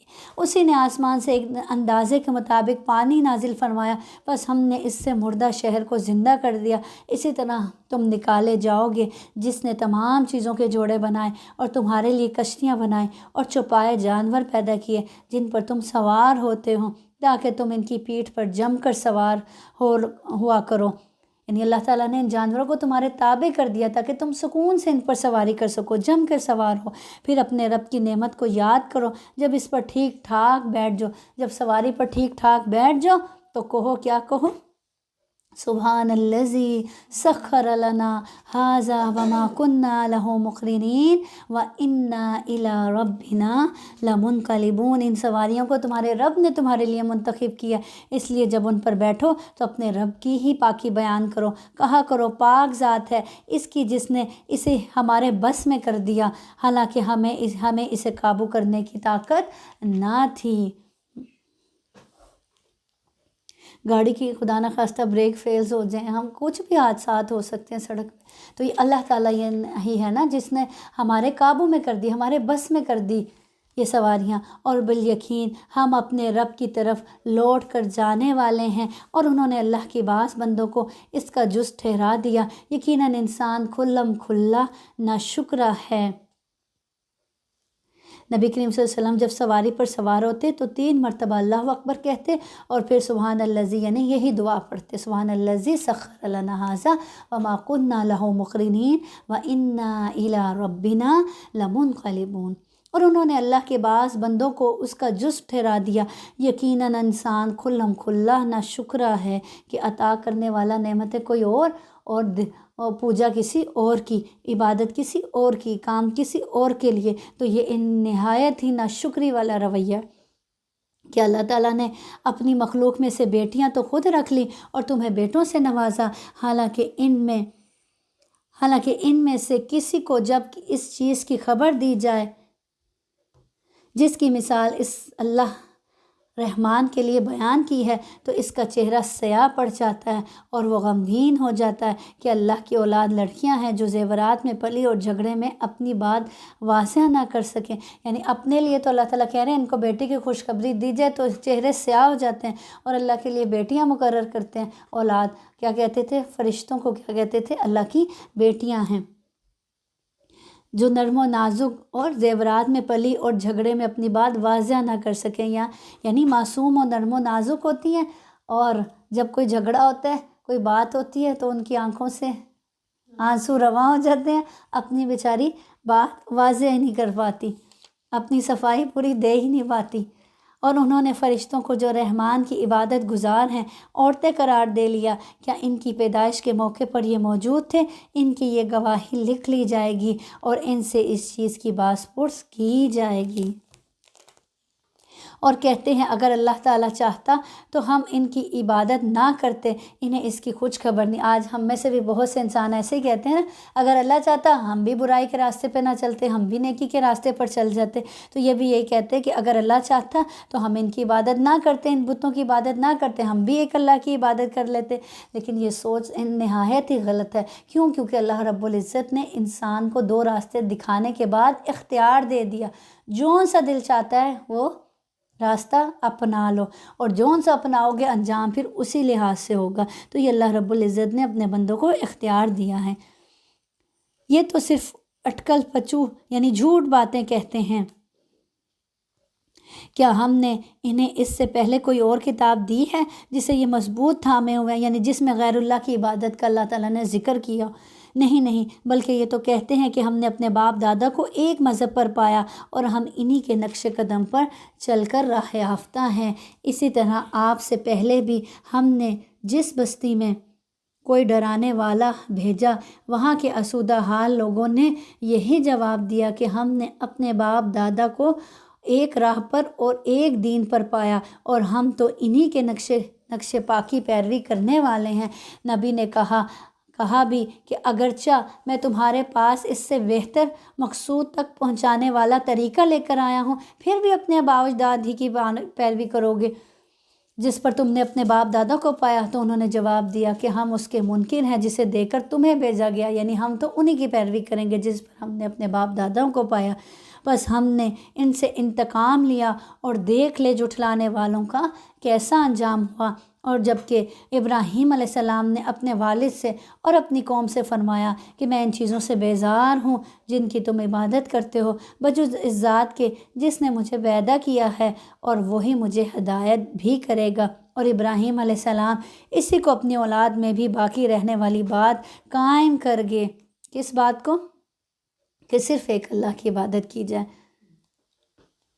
تاکہ لوگ شرک سے باز آتے رہیں۔ بلکہ میں نے ان لوگوں کو اور ان کے باپ دادوں کو سامان دیا، یہاں تک کہ ان کے پاس حق اور صاف صاف سنانے والا رسول آ گیا، اور حق کو پہنچتے ہی یہ بول پڑے کہ یہ تو جادو ہے اور ہم اس کے منکر ہیں، اور کہنے لگے یہ قرآن ان دونوں بستیوں میں سے کسی بڑے آدمی پر کیوں نہیں نازل ہوا؟ دونوں بستیوں سے مراد کون سی؟ یعنی مکہ اور طائف میں سے کسی بڑے انسان پہ، مالدار انسان پہ کیوں نہیں نازل ہوا؟ کیا آپ کے رب کی رحمت کو یہ تقسیم کرتے ہیں؟ اللہ تعالیٰ کیا سوال کر رہے ہیں، کیا اب آپ کے رب کی رحمت کو یہ تقسیم کریں گے، یہ بتائیں گے کہ کس کے پاس کیا ہونا چاہیے تھا، کس کے پاس یہ نبوت نازل ہونی چاہیے تھی؟ آج ہم بھی ایسی باتیں کرتے ہیں نا، اس سے اچھا تو یہ اس کو ہی مل جاتا، خاندان میں یا گھر میں یا معاشرے میں، اس سے اچھا تو یہ فلاں بھائی کو یہ نعمت مل جاتی۔ تو اللہ تعالیٰ کہنا ہے اب اللہ کی رحمت کو یہ لوگ تقسیم کریں گے، تو ایسی باتوں سے پرہیز کرنا چاہیے۔ ہم نے ہی ان کی زندگانی، دنیا کی روزی ان میں تقسیم کی ہے اور ایک دوسرے سے بلند کیا ہے تاکہ ایک دوسرے کو ماتحت کر لیں، جسے یہ لوگ سمیٹتے پھرتے ہیں۔ اس سے آپ کے رب کی رحمت بہت ہی بہتر ہے۔ اگر سب ایک ہی جیسے ہوتے تو کوئی کسی کا ماتحت نہ بنتا، کوئی کسی کی پھر ضرورت پوری کرنے والا نہ بنتا۔ تو یہ ایک اللہ کا نظام ہے جو اللہ رب العزت نے اس طرح سے چلایا۔ اور اگر یہ بات نہ ہوتی کہ تمام لوگ ایک ہی طریقے پر ہو جائیں گے تو رحمان کے ساتھ کفر کرنے والوں کے گھروں کی چھتوں کو ہم چاندی کے بنا دیتے اور زینوں کو بھی جن پر چڑھا کرتے ہیں۔ یعنی اگر یہ بات نہ ہوتی کہ طالب دنیا ہو کر یہ آخرت کو ہی بھول جائیں گے، تو اللہ تعالیٰ کہہ رہے ہیں ہم ایسا ہی کر دیتے کہ ان کے پھر گھروں اور چھتوں کو سونے چاندی کا بنا دیتے، جیسے یہ مطالبات کیا کرتے تھے۔ اسی طرح آتا ہے نا، حدیث میں بھی آتا ہے، اگر دنیا کی اللہ کے ہاں اتنی بھی حیثیت ہوتی جتنی ایک مچھر کے پر کے برابر ہے، تو اللہ تعالیٰ کسی کافر کو اس دنیا سے ایک گھونٹ پانی بھی پینے کے لیے نہیں دیتے۔ تو اللہ کے نزدیک اس دنیا کی کوئی حیثیت ہی نہیں ہے، کوئی اہمیت ہی نہیں ہے۔ اسی لیے تو دیکھیں کافروں کو بھی روزیاں مل رہی ہیں، اللہ تعالیٰ نے ان کی روزیاں بند نہیں کی، وہ بھی عیش و عشرت میں زندگی گزارے، کیونکہ اللہ کے نزدیک دنیا کی کوئی ویلیو ہی نہیں ہے۔ اور اگر کسی سے اللہ تعالیٰ دنیا چھینتا ہے یا کم دیتا ہے تو اللہ تعالیٰ اس کو اپنی طرف واپس لانا چاہ رہا ہوتا ہے، کیونکہ اللہ تعالیٰ کہتے ہیں نا، ہم کوئی بھی تکلیف بھیجتے ہیں کس لیے؟ تاکہ میرے بندے میری طرف پلٹ آئیں، رجوع کریں، عاجزی اختیار کریں۔ تو اللہ کسی کو اس کے مال کی بنیاد پر نہیں چنتا، کیونکہ وہ تو اللہ ہی کی تقسیم ہے۔ اگر چنتا ہے تو اس کی اپنی خوبیوں اور اخلاق کی بنیاد پر چنتا ہے۔ اور ان کے گھروں کے دروازے اور تخت بھی جن پر تکیہ لگا لگا کر بیٹھتے اور سونے کے بھی اور یہ سب کچھ یوں ہی سا دنیا کی زندگی کا فائدہ، اللہ تعالیٰ کہہ رہے ہیں یہ سب دنیا کی زندگی کا فائدہ، چاہے سونے چاندی کے برتنوں میں کھا لو، چاہے بڑے بڑے محلات تعمیر کر لو، لیکن یہ سارے سونے چاندی کے برتن، یہ بڑے بڑے محلات، یہ زیورات، سب کچھ یہیں چھوڑ جاؤ گے، کچھ بھی قبر میں ساتھ نہیں لے کے جاؤ گے۔ قبر میں وہی جائے گا، کیا جائے گا؟ جو آپ کے اچھے اعمال کیے تھے وہی ساتھ جائیں گے، اس کے علاوہ آپ ساتھ کچھ نہیں لے کے جا سکتے۔ کسی کے لیے آیا ہے کہ کوئی اپنا نرم گرم بستر، اس کا جو وہ جس ریشمی بیڈ پہ سویا کرتا تھا، وہ نرم بستر اس کا قبر میں لگایا جائے کہ بھئی ہاں یہ تو دنیا میں ایسے سویا کرتا تھا، اب قبر اس کی ایسے ہی تیار کرو؟ نہیں ہوتا ایسا۔ اور آخرت وہی اینٹ کا سرانہ ہوگا، وہی مٹی کا بستر ہوگا۔ اور آخرت تو آپ کے رب کے نزدیک صرف پرہیزگاروں کے لیے ہے۔ دنیا اللہ سب کو دیتا ہے، لیکن آخرت سب کو نہیں ملتی۔ آخرت کس کو ملتی ہے؟ جس نے دنیا میں تقویٰ کے ساتھ زندگی گزاری ہو، جو اللہ کا بندہ بن کر جیا ہو۔ وَمَن يَعْشُ عَن ذِكْرِ الرَّحْمَنِ نُقَيِّضْ لَهُ شَيْطَانًا فَهُوَ لَهُ قَرِينٌ، اور جو شخص رحمان کی یاد سے غفلت کرے، ہم اس پر ایک شیطان مقرر کر دیتے ہیں، وہی اس کا ساتھی رہتا ہے۔ رحمان کی یاد سے غفلت برتنے والوں کا انجام کیا؟ جو اپنے ذکر و اذکار میں کمی کرتے ہیں، ان کی پابندی نہیں کرتے، نمازوں کی پابندی نہیں کرتے، اللہ کی یاد سے غفلت کرتے ہیں، اللہ تعالیٰ کہہ رہے ہیں ایک شیطان کو ان پر مسلط ہی کر دیا جاتا ہے، جو اس کا دوست بن جاتا ہے اور پھر اس کے ساتھ ہی رہتا ہے۔ اور جس کے ساتھ شیطان رہے وہ پھر کوئی بھلائی کا کام کر سکتا ہے؟ تو اس دن سے ڈرنا چاہیے۔ جب بھی کبھی غفلت آنے لگے اللہ کی یاد میں، تو ڈرنا چاہیے کہ اگر غفلت آ گئی تو شیطان مسلط ہو جائے گا، اور وہ انہیں راہ سے روکتے ہیں۔ پھر وہ جب مسلط ہو جاتا ہے، ان کا دوست بن جاتا ہے، پھر وہ سیدھے راستے سے روکتا ہے، اور یہ اسی خیال میں رہتے ہیں کہ یہ ہدایت یافتہ ہیں، اور پھر یہ ایک خوش فہمی ان کے دلوں میں ڈال دیتا ہے کہ تم جو کر رہے ہو، جس راستے پہ چل رہے ہو، بالکل درست ہے۔ یہاں تک کہ جب وہ ہمارے پاس آئے گا، کہے گا کاش میرے اور تیرے درمیان مشرق و مغرب کی دوری ہوتی، تو بڑا ہی برا ساتھی تھا۔ اللہ تعالیٰ کہنے ہیں جب ہمارے پاس پہنچے گا تو حسرت کرے گا کہ کاش اس شیطان اور میرے درمیان مشرق و مغرب کی دوری ہوتی۔ دنیا میں تو بڑے خوشی خوشی اس کے پیچھے چلتا تھا، بھاگتا تھا اس کی آوازوں پر، اور آخرت میں کہے گا کاش اس کے اور میرے درمیان مشرق و مغرب کی دوری ہوتی، یہ تو بڑا ہی برا ساتھی تھا۔ اور جب کہ تم ظالم ٹھہر چکے تو تمہیں آج ہرگز تم سب کا عذاب میں شریک ہونا کوئی نفع نہ دے گا۔ کیا پس تو بہرے کو سنا سکتا ہے یا اندھے کو راہ دکھا سکتا ہے؟ اور اس سے جو کھلی گمراہی میں ہو، تو جو ہدایت لینا ہی نہ چاہے، جو ہدایت سننا ہی نہ چاہے، جو حق کو پہچاننا ہی نہ چاہے، تو اللہ تعالیٰ کہہ رہے ہیں اس کو آپ کیسے ہدایت کے راستے پر لا سکتے ہیں، کیسے ہدایت کا راستہ دکھا سکتے ہیں، کیسے سنوا سکتے ہیں حق بات اس کو؟ بس اگر ہم تجھے یہاں سے لے بھی جائیں تو بھی ہم اس سے بدلہ لینے والے ہیں، یا جو کچھ ان سے وعدہ کیا گیا ہے وہ تجھے دکھا دیں، ہم ان پر بھی قدرت رکھنے والے ہیں۔ بس جو وہی آپ کی طرف کی گئی ہے اسے مضبوط تھامے رہیے، بے شک آپ راہ راست پر ہیں۔ یعنی اس بات کا یقین ہونا ضروری ہے ہر داعی کے لیے کہ وہ جو پیغام آگے پہنچا رہا ہے وہ بالکل سچا اور حقیقی ہے، اور یقیناً یہ خود آپ کے لیے اور آپ کی قوم کے لیے نصیحت ہے، اور عنقریب تم لوگ پوچھے جاؤ گے۔ اور ہمارے ان نبیوں سے پوچھو جنہیں ہم نے آپ سے پہلے بھیجا تھا کہ کیا ہم نے سوائے رحمان کے اور معبود مقرر کیے تھے جن کی عبادت کی جائے؟ اور ہم نے موسیٰ علیہ السلام کو اپنی نشانیاں دے کر فرعون اور اس کے امراء کے پاس بھیجا۔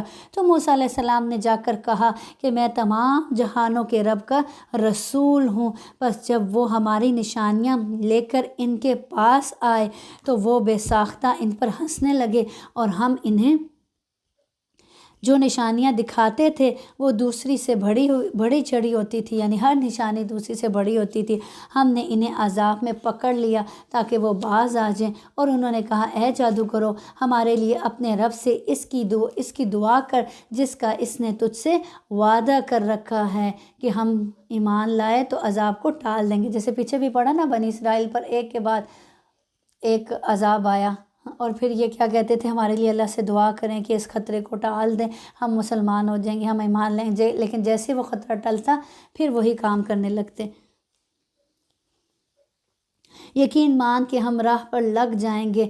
پھر جب ہم نے وہ عذاب ان سے ہٹا لیا، انہوں نے اسی وقت اپنا قول و قرار توڑ دیا، اور فرعون نے اپنی قوم میں منادی کرائی اور کہا اے میری قوم، کیا مصر کا ملک میرا نہیں اور میرے محلوں کے نیچے یہ نہریں بہہ رہی ہیں؟ کیا تم دیکھتے نہیں؟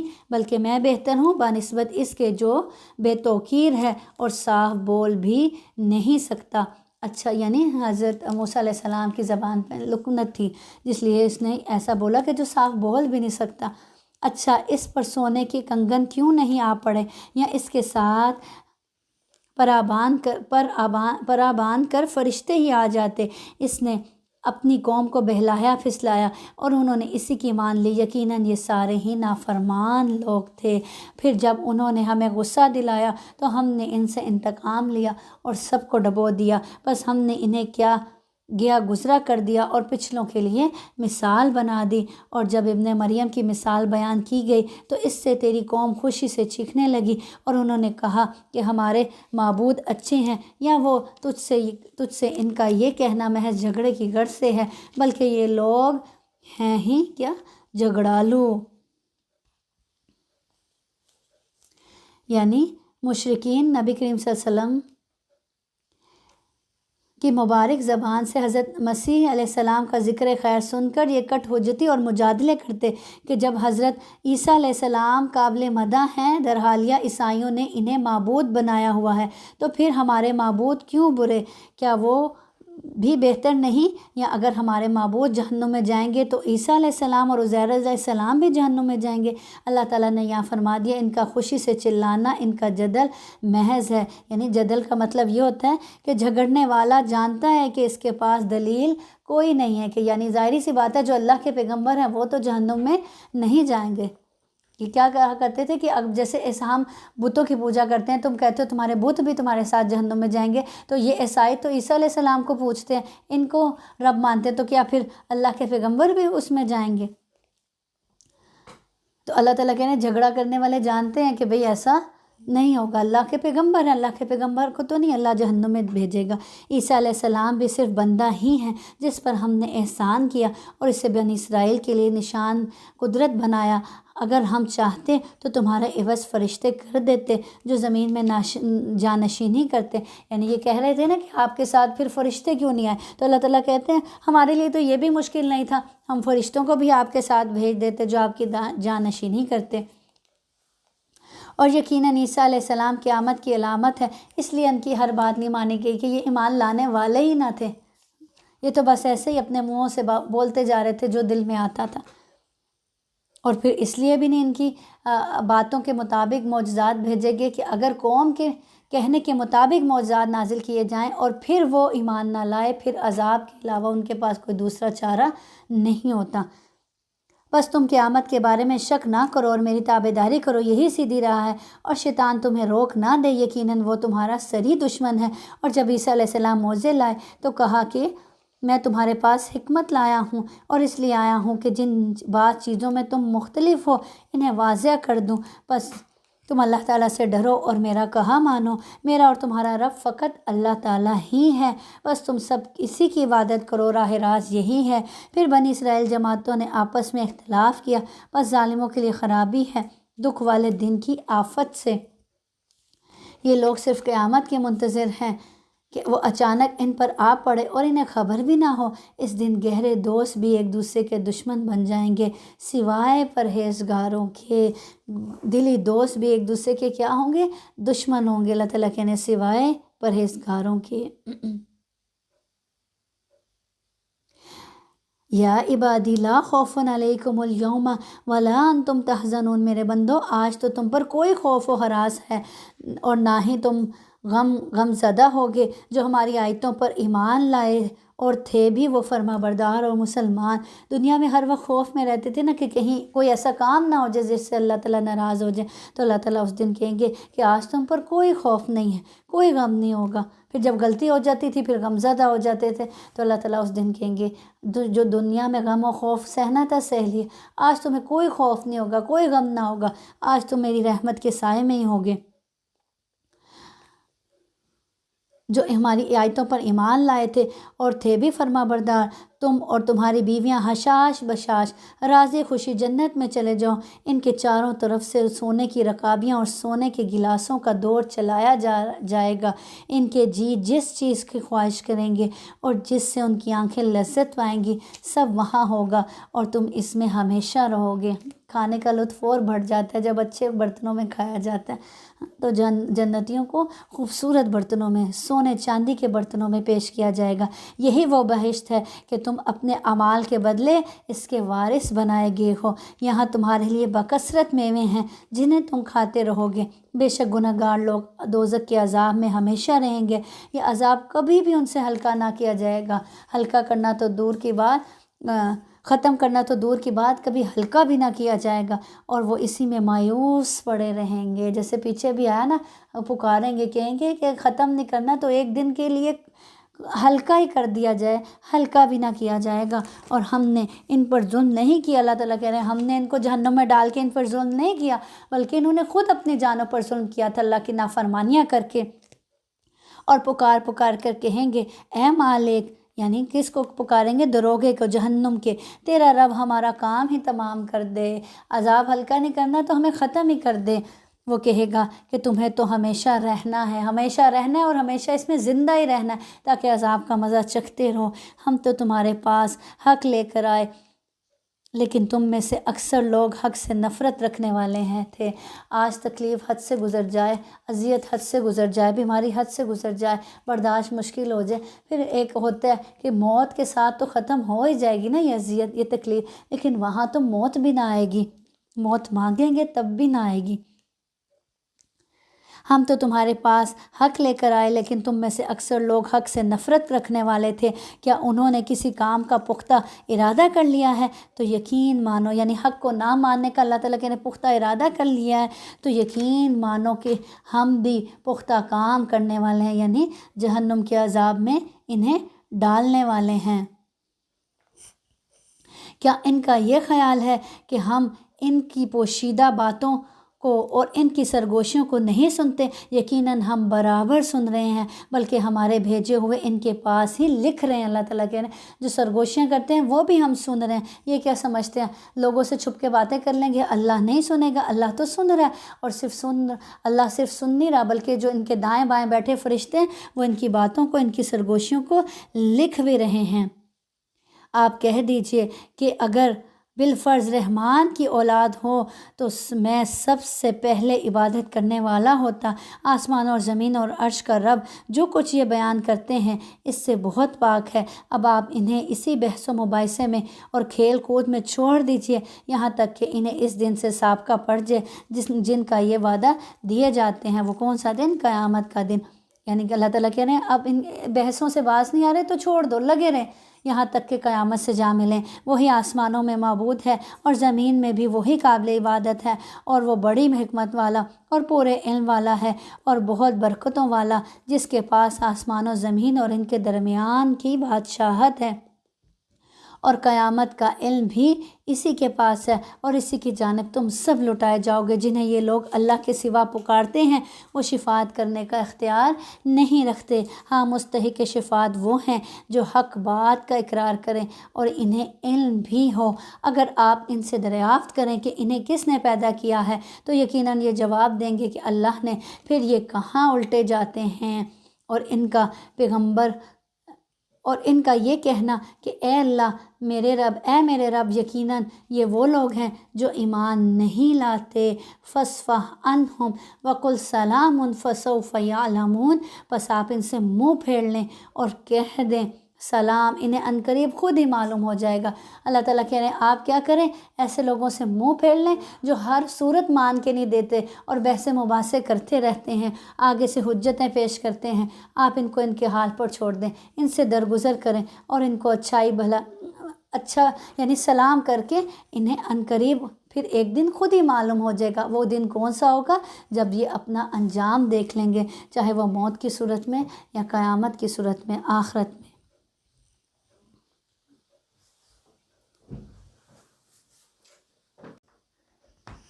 سورۃ الدخان، بسم اللہ الرحمن الرحیم، حامیم والکتاب المبین، انا انزلناہ فی لیلۃ مبارکۃ انا کنا منذرین۔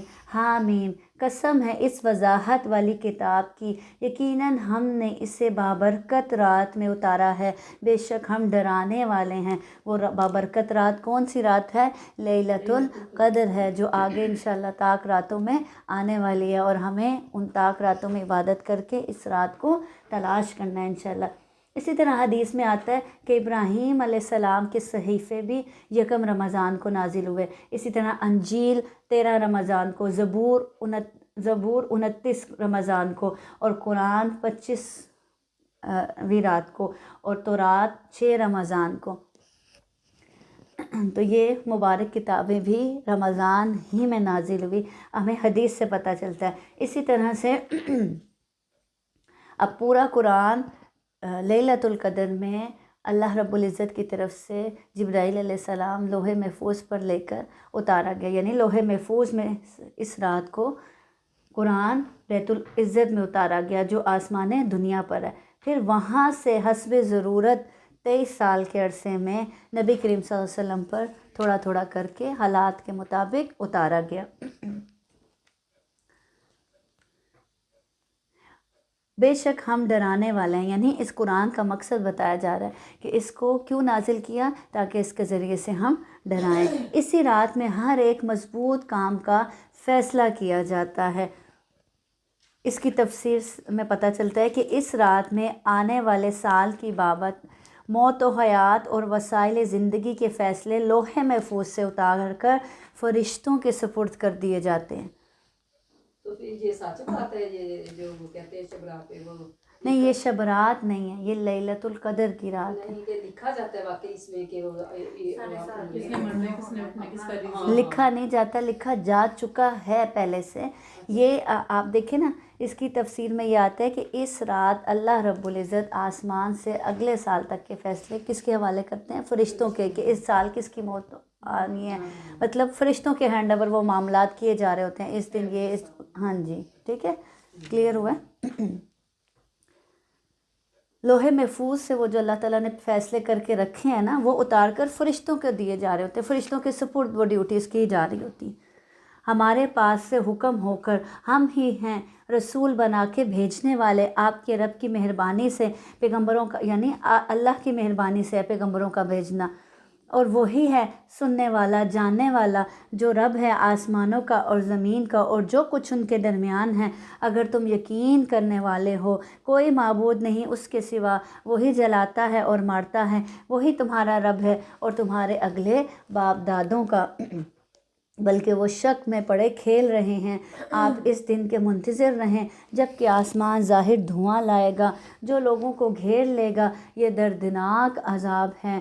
کہیں گے اب یہ دھواں کیا تھا، کون سا دھواں؟ اس کے سبب نزول میں بتلایا جاتا ہے کہ اہل مکہ سے جب نبی کریم صلی اللہ علیہ وسلم تنگ آ گئے تھے تو آپ صلی اللہ علیہ وسلم نے ان کے لیے بد دعا کی تھی، جس کی صورت میں ان پر قحط سالی نازل ہوئی تھی، اور اتنی قحط سالی بڑھ گئی تھی کہ یہ آسمان کی طرف دیکھتے تھے تو ان کو اتنی اس قحط سالی کی وجہ سے کمزوری ہو گئی تھی کہ آسمان کی طرف دیکھتے تھے تو ان کو آسمان پورا سا نظر نہیں آتا تھا، ایسے لگتا تھا جیسے دھواں سا ہے۔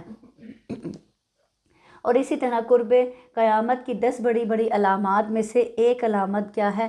دھواں بھی ہے، جس سے کافر سب سے زیادہ متاثر ہوں گے۔ تو اس آیت میں جس دھوئیں کا ذکر کیا جا رہا ہے اس سے یہ دونوں ہی مراد ہو سکتے ہیں۔ جو لوگوں کو گھیر لے گا یہ دردناک عذاب ہے۔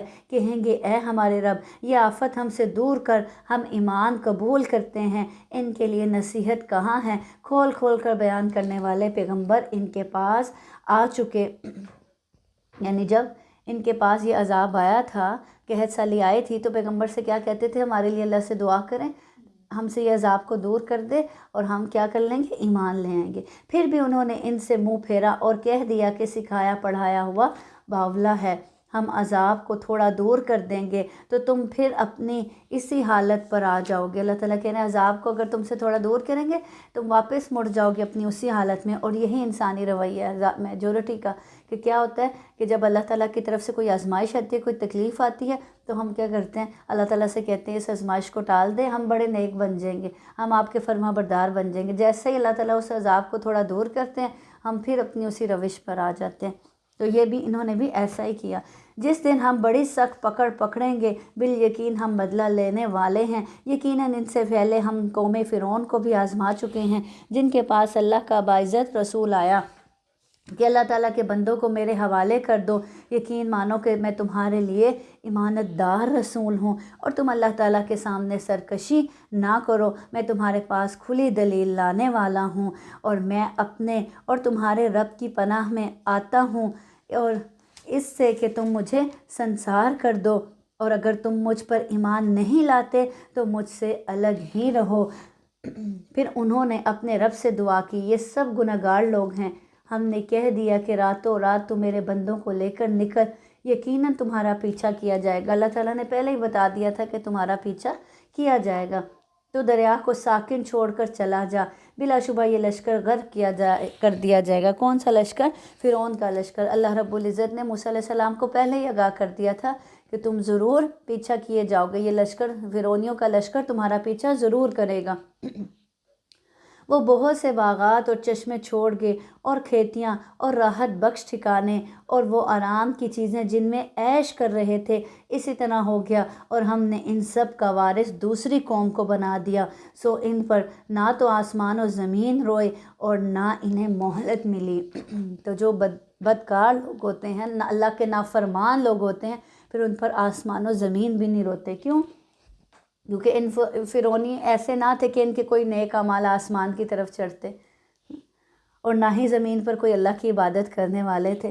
تو جب کوئی اللہ کا نیک بندہ جاتا ہے تو آسمان و زمین بھی روتے ہیں۔ آسمان کس لیے روتا ہے؟ کہ تھا کوئی ایک اللہ کا نیک بندہ جس کے اعمال مجھ تک پہنچتے تھے، مجھ سے گزر کر پہنچتے تھے، اللہ رب العزت کے سامنے پیش کیے جاتے تھے اچھے اعمال۔ اسی طرح زمین بھی اس کے جانے پر روتی ہے کہ تھا کوئی ایک اللہ کا نیک بندہ جو مجھ پر سجدے کیا کرتا تھا، مجھ پہ اللہ کی عبادت کیا کرتا تھا، وہ چلا گیا۔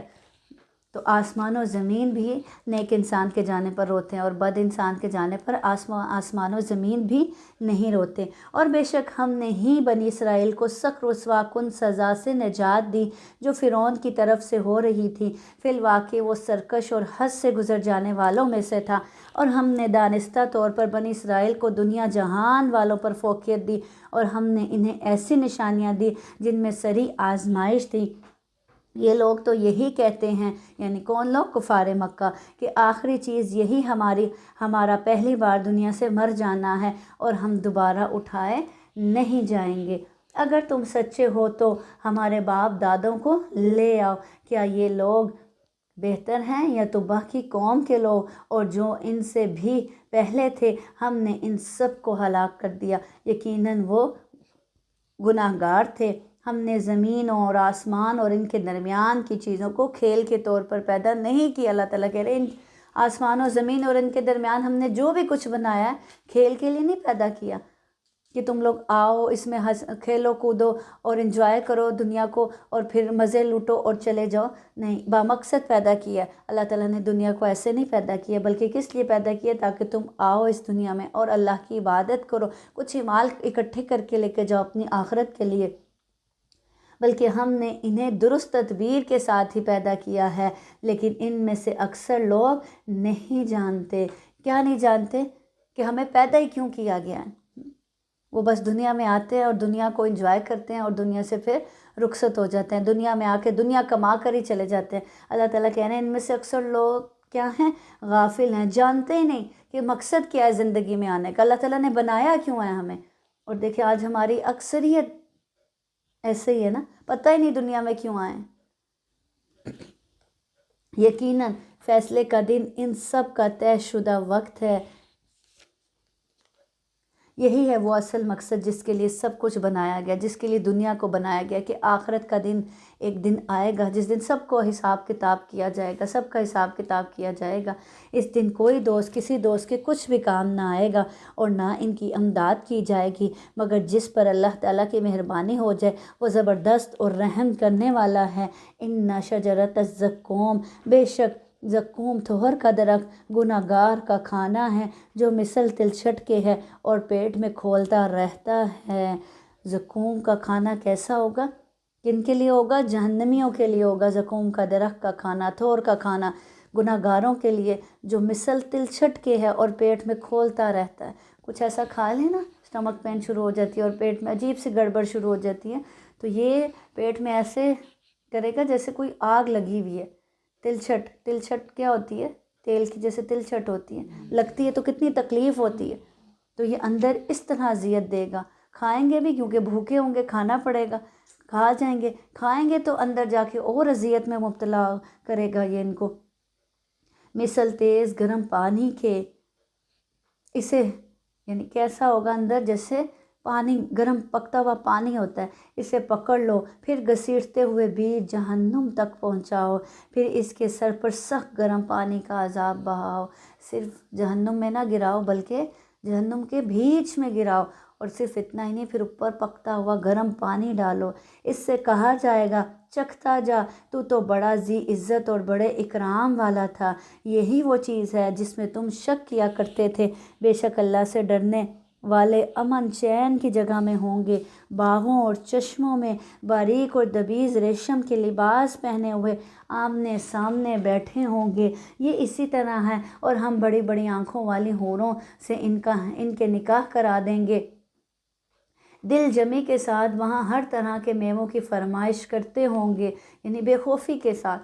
وہاں وہ موت چکھنے کے نہیں، ہاں پہلی موت جو وہ مر چکے، یعنی جو دنیا میں مر چکے تھے، بس وہی موت، اب کوئی موت نہیں آئے گی۔ انہیں اللہ تعالیٰ نے دوزخ کی سزا سے بچا دیا، یہ صرف تیرے رب کا فضل ہے، یہی ہے بڑی کامیابی۔ فضلا من ربک، یہ اللہ کا سب سے بڑا فضل ہے کہ اللہ کسی کو جنت میں داخل کر دے اور جہنم سے بچا لے۔ اور اللہ یہ فضل اپنا کس پر کرتا ہے؟ جو اللہ سے یہ فضل طلب کرتا ہے اور اس کے لیے کوشش کرتا ہے۔ اللہ تعالیٰ کہنے ذالک هو الفوز العظیم، یہ سب سے بڑی کامیابی ہے، جس نے یہ کامیابی حاصل کر لی وہ کامیاب ہو گیا۔ ہم نے اس قرآن کو تیری زبان میں آسان کر دیا تاکہ وہ نصیحت حاصل کرے، اب تو منتظر رہیں، یہ بھی منتظر ہیں۔ یعنی اگر یہ ایمان نہ لائیں تو آپ بھی عذاب الہی کا انتظار کریں، اور یہ منتظر ہیں اس بات کے کہ اسلام کے غلبہ و نفوذ سے قبل ہی شاید آپ صلی اللہ علیہ وسلم موت سے ہم کنار ہو جائیں۔ ان کا یہی تمنا تھی کہ اسلام کا غلبہ ہونے سے پہلے ہی خدا نخواستہ نبی کریم صلی اللہ علیہ وسلم دنیا سے چلے جائیں، اور اس کے لیے یہ ایسی تدبیریں بھی کرتے تھے۔ تو اللہ تعالیٰ کہہ رہے ہیں اب تم منتظر رہ، یہ بھی منتظر ہیں۔ یہ کس چیز کے منتظر ہیں؟ کہ خدا نخواستہ کوئی حادثہ ہو جس میں نبی کریم صلی اللہ علیہ وسلم چلے جائیں اور یہ دین کو غلبہ نہ مل سکے۔ سورۃ الجاثیہ، بسم اللہ الرحمن الرحیم۔ حامیم، تنزیل الکتاب من اللہ العزیز الحکیم، ان فی السماوات والارض لآیات للمؤمنین۔ حامیم، یہ کتاب اللہ غالب حکمت والے کی طرف سے نازل کی ہوئی ہے، آسمانوں اور زمین میں ایمانداروں کے لیے یقیناً بہت سی نشانیاں ہیں، اور خود تمہاری پیدائش میں اور ان جانوروں کی پیدائش میں جنہیں وہ پھیلاتا ہے، یقین رکھنے والے قوم کے لیے بہت سی نشانیاں۔ کہ کیسی نشانیاں؟ جانوروں میں اور خود اب ہماری اپنی جانوں میں۔ دیکھیے ہاتھ بنائے اللہ تعالیٰ نے کتنے خوبصورت، اور پھر یہ انگلیاں ساتھ میں بنائی، کس طرح سے ہم ان کو موو کرتے ہیں، کس طرح سے ان کے ساتھ کام کرتے ہیں۔ پھر آنکھیں بنائیں دیکھنے کے لیے، اور جو اپنا سانس لیتے ہیں، کسی وقت سانس کی پرابلم ہو، آکسیجن کی کمی ہو جائے تو کتنی اذیت ہوتی ہے، اور بغیر کسی ایفرٹ کے ہم سانس لیتے جا رہے ہیں۔ کیسی مشینری اللہ تعالیٰ نے ہمارے اندر فکس کی ہوئی ہے۔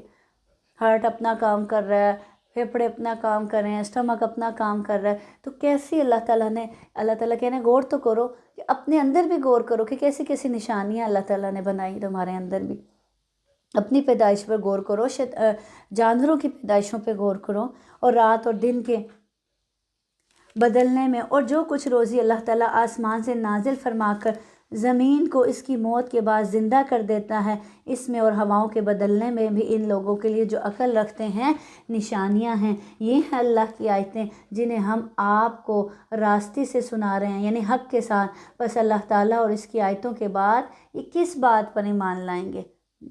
اگر اللہ کا قرآن پڑھ کر یہ ایمان نہیں لا رہے، اللہ کا قرآن پڑھ کر ان کے دل نہیں پگھل رہے، تو اس کے بعد کسی انسان کی بات انہیں کہاں فائدہ دے گی؟ ویل اور افسوس ہے، یعنی ویل کیا ہے؟ جہنم کی وادی کا نام ہے۔ ویل اور افسوس ہے ہر ایک جھوٹے گناہگار پر جو آیتیں اللہ کے اپنے سامنے پڑھی جاتی ہوئی سنے، پھر بھی غرور کرتا ہوا اس طرح اڑا رہے کہ گویا سنی ہی نہیں، یعنی اپنی آنکھوں کے سامنے اللہ کا کلام سنتا ہے، اس کے باوجود گناہوں پر اصرار کرتا رہتا ہے، اس طرح ظاہر کرتا ہے جیسے اس نے اللہ کا کلام سنا ہی نہیں تھا۔ تو ایسے لوگوں کو دردناک عذاب کی خبر پہنچا دیجئے۔ وہ جب ہماری آیتوں میں سے کسی آیت کی خبر پا لیتا ہے تو اس کی ہنسی اڑاتا ہے۔ یہی لوگ ہیں جن کے لیے رسوائی کی مار ہے، ان کے پیچھے دوزخ ہے۔ جو کچھ انہوں نے حاصل کیا تھا وہ انہیں کچھ بھی نفع نہ دے گا اور نہ وہ کچھ کام آئیں گے۔ جن کو انہوں نے اللہ کے سوا کارساز بنا رکھا تھا، ان کے لیے تو بہت بڑا عذاب ہے۔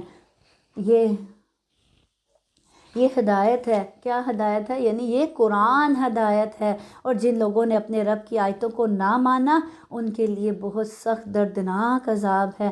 اللہ الذی سخر لکم البحر لتجری الفلک فیہ بامرہ ولتبتغوا من فضلہ ولعلکم تشکرون۔ اللہ ہی ہے جس نے تمہارے لیے دریا کو تابع بنا دیا تاکہ اس کے حکم سے اس میں کشتیاں چلیں اور تم اس کا فضل تلاش کرو، اور تاکہ تم شکر بجا لاؤ۔ اللہ نے یہ نعمتیں کیوں پیدا کی تمہارے لیے؟ تاکہ تم اللہ کے شکر گزار بن جاؤ، اللہ کے اطاعت گزار بن جاؤ، اور آسمان و زمین کی ہر چیز کو بھی اس نے اپنی طرف سے تمہارے لیے تابع کر دیا۔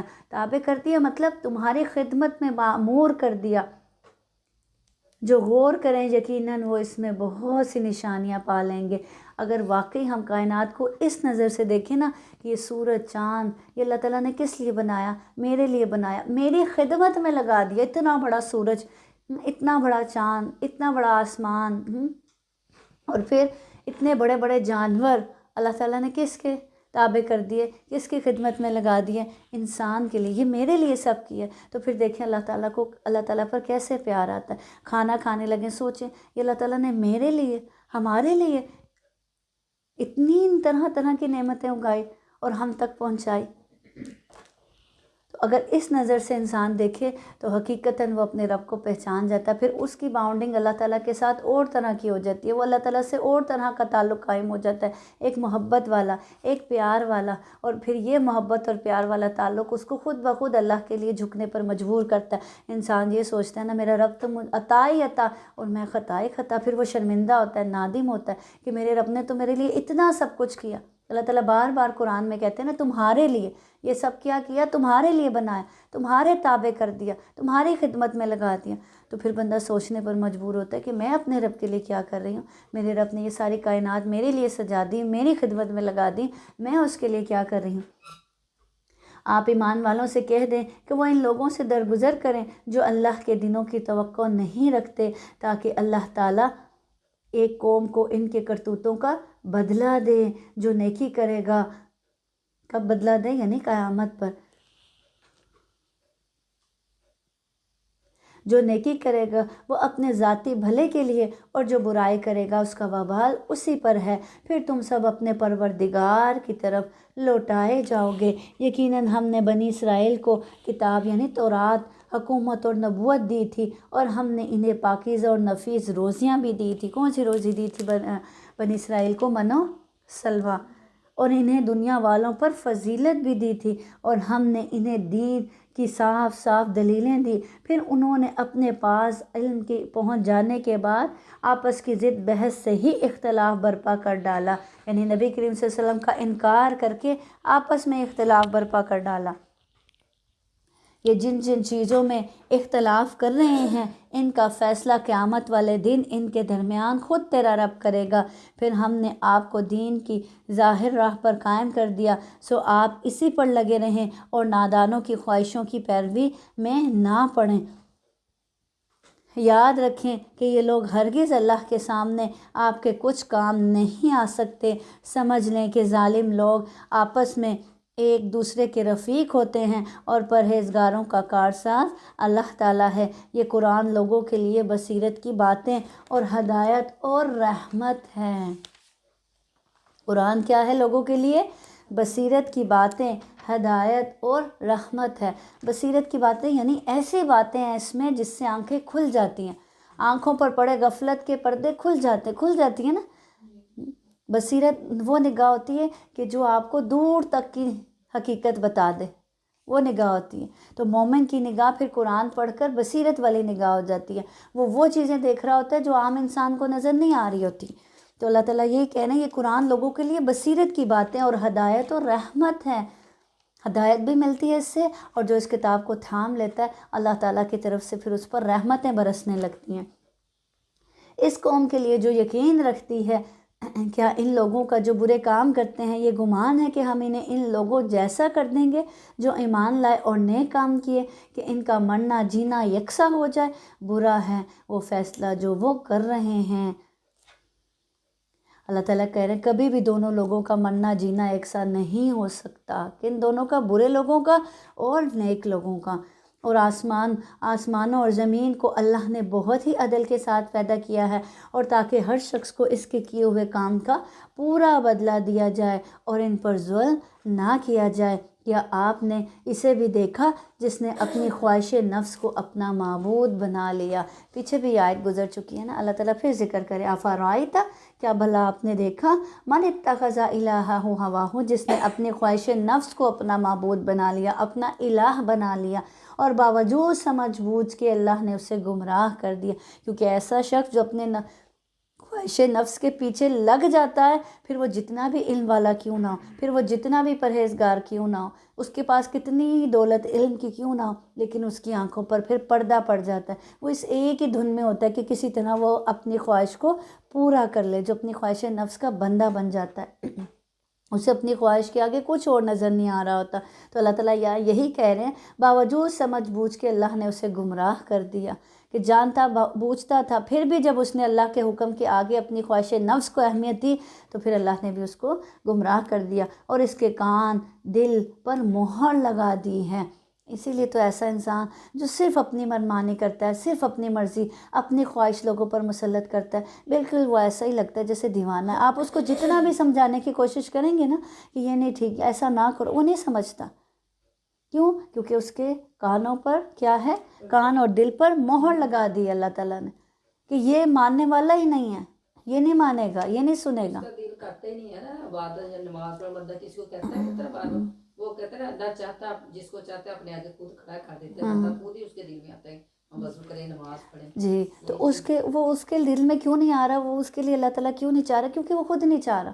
وہ اپنی خواہش، بس اس کو ہے میری یہ خواہش پوری ہو جائے، میری یہ والی خواہش پوری ہو جائے، اس میں چاہے اس کی نماز جاتی ہے اس کو کوئی پرواہ نہیں۔ بے شک اس کو علم ہے کہ نماز کا چھوڑنا، قضا کرنا کتنا بڑا گناہ ہے، وہ جانتا ہے، لیکن اس کی دھن کس طرف ہے؟ اپنی خواہش کو پورا کرنے کے لیے۔ لیکن کچھ لوگ ایسے بھی ہوتے ہیں، وہ ہوتے بہت اچھے ہیں، لائک ان کی نیچر نیک ہوتے ہیں، مطلب وہ کسی کا بورا بھی نہیں سوچتے اور اس طرح کے غلط کاموں میں رہتے، لیکن نماز نہیں پڑھتے، دنیاوی طور پہ وہ اچھے ہیں۔ لیکن فیصلہ کرنے والی تو اللہ کی ذات ہے نا۔ بعض اوقات اب دیکھیں وہ جو 99 قتل کر کے چلا تھا اور 100 اس نے اس کو بھی قتل کر دیا تھا، جس نے کہا تمہاری توبہ قبول نہیں ہوگی، اس نے تو اپنی زندگی میں کوئی نماز بھی نہیں پڑھی، کوئی نیکی بھی نہیں کی۔ تو یہ اللہ تعالیٰ ہی بہتر جانتے ہیں، ہم کسی کے لیے فیصلہ نہیں کر سکتے، لیکن ہم یہ بھی نہیں کہہ سکتے کہ ہاں اچھا چلو نیک کام کر رہے ہو، باقی بہت اچھے ہو، چلو نمازیں نہیں پڑھے تو خیر ہے، ہم یہ نہیں کہہ سکتے، کیونکہ نماز مومن اور کافر میں فرق کرنے والی چیز ہی اللہ رب العزت فرماتے ہیں کہ وہ کیا ہے. نبی کریم صلی اللہ علیہ وسلم نے فرمایا وہ نماز ہی ہے جو مومن اور کافر کے درمیان فرق کرتی ہے. ہاں میں بھی آگے زندگی میں وہ کوئی ایسی سچی توبہ کر لے تو اللہ تعالیٰ اس کو معاف کر لے. یہ اللہ کا اور اس کا معاملہ ہے نا. جیسے ایک زانی تھی. بالکل جیسے ایک زانیہ تھی. لیکن ہم اس پر مطمئن ہو کر بیٹھ نہیں سکتے کہ میں ویسے تو بڑے نیک کام کر رہی ہوں, چلو نماز نہیں بھی پڑھتی تو خیر ہے. نہیں, کیونکہ ہمارا فرض بنتا ہے جو نماز نہیں پڑھا ہم اس کو اس طرح ہاں لے کر آئیں. اس کو بولے کہ یہ فرض ہے, اتنے اچھے کام کرتے ہو سارا کچھ اس طرح. بالکل یہ اس کی تو معافی نہیں ہے, معافی نہیں. کھڑے ہوئے ہوتے پڑھ سکتے. باقی اس پر کوئی فتویٰ ہم نہیں لگا سکتے, یہ ہمیں اللہ نے اختیار نہیں دیا. ہم اس کو نماز کے بارے میں بتا سکتے ہیں, ایسی احادیث بتا سکتے ہیں. آگے چل کر آپ پڑھیں گے کہ جو نماز نہیں پڑھتے, جو اللہ کے آگے نہیں جھکتے, جو سجدہ نہیں کرتے, تو قیامت کے نزدیک اللہ تعالیٰ جب اپنی پنڈلی سے پردہ اٹھائیں گے سب لوگ سجدے میں گر جائیں گے. وہ سب لوگ جو دنیا میں سجدہ کرتے تھے اور جو لوگ نماز نہیں پڑھتے تھے ان کی جو کمریں ہیں وہ تختے کی طرح اکڑ جائیں گی. بالکل تخت جیسے وہ اس کو ہم نہیں نا فولڈ کر سکتے, تو وہ ایسے وہ جھکنا بھی چاہیں گے, وہ سجدہ کرنا بھی چاہیں گے, لیکن ان کی کمریں اکڑ جائیں گی. کیوں؟ کیونکہ انہوں نے دنیا میں کبھی سجدہ ہی نہیں کیا ہوگا. اور پھر وہ اس وقت نادم اور شرمندہ ہو رہے ہوں گے کہ جب سب لوگ اللہ کے آگے سجدہ ریز ہوئے ہوں گے لیکن وہ ایسے اکڑ کر کھڑے ہوں گے جیسے دنیا میں کھڑے رہتے تھے. سب لوگ نماز پڑھتے تھے, وہ نہیں نماز پڑھتے تھے. اسی طرح نماز کے بارے میں آگے چل کے پڑھیں گے انشاءاللہ. اور بھی بہت سی احادیث ہیں. تو اگر کوئی نماز نہیں پڑھتا تو اس کو کوئی ایسا لیکچر سینڈ کر سکتے ہیں یا وہ کوئی ایسی احادیث سینڈ کر سکتے ہیں. تو میرا سب سے چھوٹا بھائی ہے نا, ہم میرے 4 بھائی ہیں اور میں ایک ہی بہن ہوں, لیکن وہ سب سے چھوٹا ہے. وہ ہم سب میں نیک سیرت وہی ہے. مطلب ہم لوگ کو ہوتا ہے کسی پر غصہ آ جاتا ہے تو یا کسی سے ہم نے حساب برابر کرنا ہوتا ہے تو ہم لوگ سب سے آگے مطلب ہم ہوتے ہیں. ہمارا اتنا مطلب کہ نرم دل نہیں ہے. وہ نرم دل بھی بہت ہے وہ لوگوں کے کہ مطلب کوئی بندہ آئے جیسے مانگنے والے لوگ آتے ہیں, وہ کبھی کسی انسان کو خالی ہاتھ نہیں جانے دیتا. ہم لوگ کہہ دیتے ہیں کہ کبھی بھکاری ہوتے ہیں, ہم کہہ دیتے ہیں یہ ایویں ہاتھ پھیلائے ہیں. وہ کہتے ہیں جو بھی ہے تم لوگ کسی کو جج نہیں کر سکتے. اس میں ہر کوالٹی ہے. تو بس اس کے لیے دعا کیا کریں. ہمارے بہت سارے ہم سے اس کی دشمنی ہے لیکن اس بھائی کا وہ دوست ہے. ہمارا دشمن بھی اس بھائی کا دوست ہے. وہ اتنا مطلب اتنا اچھا, مزاج کا بھی بہت اچھا ہے, نرم, اور باتیں بھی بہت کم کرتا ہے. لیکن نماز ابھی رمضان میں پڑھ ہے لیکن چھوڑ دے. ہاں تو آپ بھی اس کے لیے دعا کیا کریں. اس کو خود بکا کریں کہ دیکھو تم اتنے اچھے ہو, اتنے اچھے عمال کر رہے ہو کہ خدا نہ خواستہ ایسا نہ ہو کہ ایک صرف اسی وجہ سے تمہاری پکڑ ہو جائے. تم اپنے لیے اب رمضان چل رہا ہے, اپنے لیے دعا مانگو کہ اللہ تعالیٰ تمہیں اس نمازوں میں استقامت دے دے. آپ بھی مانگو اور اس کو بھی کہو کہ وہ اپنے لیے دعا مانگے. انشاءاللہ دعائیں اللہ تعالیٰ سنتے ہیں, اور جو اپنے لیے مانگے اور ہدایت کی دعا مانگے اور نیکی کی دعا مانگے تو وہ تو ضرور سنی جاتی. تو انشاءاللہ اللہ تعالیٰ پاک سنیں گے. تو اپنی خواہش کے بارے میں ہی سوچتا ہے ایسا انسان جو اپنی خواہش کا بندہ ہوتا ہے. تو الہ وہ ہوتا ہے جس کی بات مانی جائے, جس کی اطاعت کی جائے. تو اگر ایک طرف اللہ کا حکم ہے اور دوسری طرف آپ کی نفس کی خواہش ہے, اور اللہ کے حکم کے خلاف جا کے اگر اپنی نفس کی بات مان لی, مثال کے طور پر اذان ہو رہی ہے فجر کی اور دل چاہ رہا ہے, خواہش یہ ہے کہ بھی سونا ہے, نہیں اٹھنا, تو آپ اس کو اگنور کر دیں اللہ کے بلاوے کو, نماز کے وقت کو, اور الارم بند کریں اور مزے سے میٹھی نیند سو جائیں.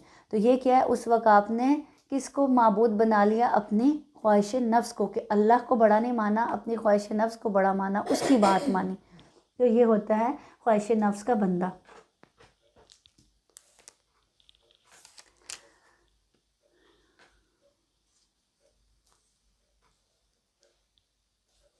کیا اب بھی تم نصیحت نہیں پکڑتے؟ اللہ تعالیٰ کہہ رہے ہیں اب بھی تم نصیحت نہیں پکڑتے. اس سے پہلے اللہ تعالیٰ جب یہ کہا کہ اس کے کان اور دل پر مہر لگا دی گئی اور اس کی آنکھ پر پردہ ڈال دیا گیا, اب اسے کچھ اس کے سوا یعنی خواہش نفس کے سوا کچھ نظر نہیں آتا. اب ایسے شخص کو اللہ کے بعد کون ہدایت دے سکتا؟ اللہ تعالیٰ کہہ رہے ہیں ایسے شخص کو کوئی بھی ہدایت نہیں دے سکتا. کیا اب بھی تم نصیحت نہیں پکڑتے؟ انہوں نے کہا کہ ہماری زندگی تو صرف دنیا کی زندگی ہے, ہم مرتے ہیں اور جیتے ہیں اور ہمیں صرف زمانہ ہی مار ڈالتا ہے. دراصل انہیں اس کا کچھ علم ہی نہیں, یہ تو صرف قیاس اور اٹکل سے ہی کام لے رہے ہیں. اور جب ان کے سامنے یعنی ان کے پاس اس بات کی کوئی دلیل نہیں ہے, بس اپنے ہی اندازے لگا رہے.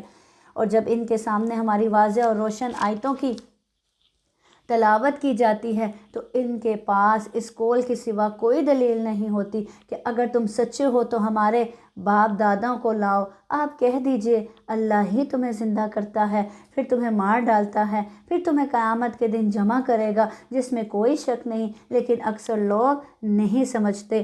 اور آسمان اور زمین کی بادشاہی اللہ ہی کی ہے، اور جس دن قیامت قائم ہوگی اس دن اہل باطل بڑے نقصان میں پڑیں گے۔ وَتَرَى كُلَّ أُمَّةٍ جَاثِيَةً كُلُّ أُمَّةٍ تُدْعَى إِلَىٰ كِتَابِهَا الْيَوْمَ تُجْزَوْنَ مَا كُنتُمْ تَعْمَلُونَ۔ اور آپ دیکھیں گے کہ ہر امت گھٹنوں کے بل ہی گری ہوئی ہوگی، ہر گروہ اپنے نامہ اعمال کی طرف بلایا جائے گا، آج تمہیں اپنے کیے کا بدلہ دیا جائے گا۔ یعنی وہ ایسا دن ہوگا کہ ہر امت اپنے ہر گروہ ہی، چاہے وہ پیغمبر ہیں، انبیاء ہیں اور ان کے پیروکار ہیں، خوف و دہشت کے مارے گھٹنوں کے بل بیٹھے ہوں گے قیامت کے روز۔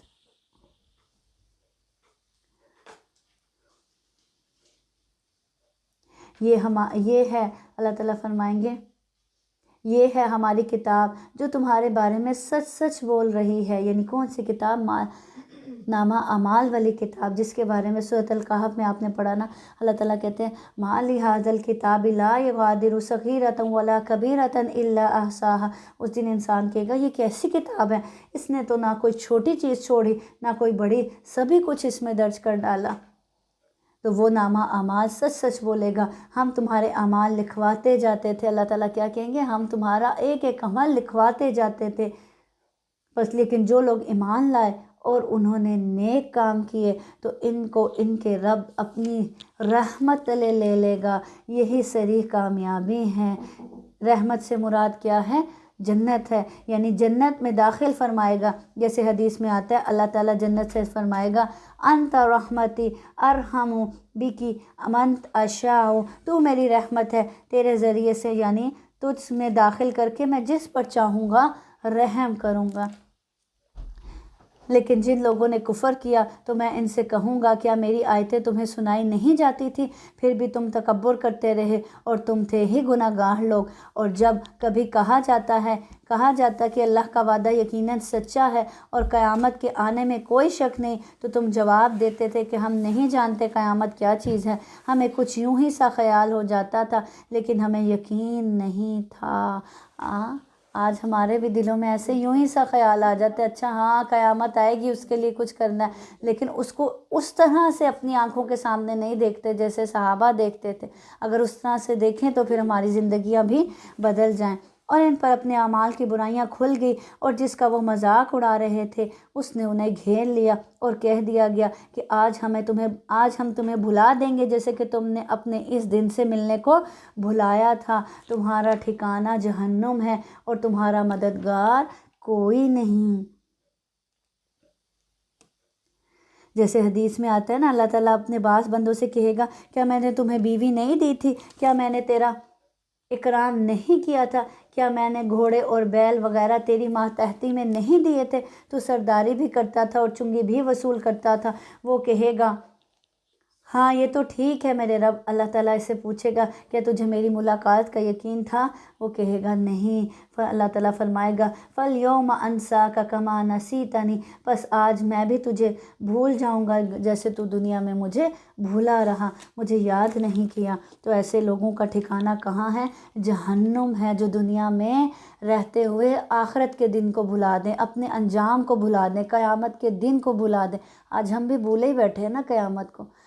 ہم میں سے کتنے لوگ ہیں جو اس کو بالکل اپنے سامنے دیکھتے ہیں اور اس دن کو، اس وقت کو یاد کرتے ہوں کہ کیا حال ہوگا جب اللہ کے سامنے پیش کیے جائیں گے، وہ کیسا وقت ہوگا۔ اگر ہمیں وہ دن یاد رہے تو ہم پھر اللہ کے فرما بردار بن جائیں۔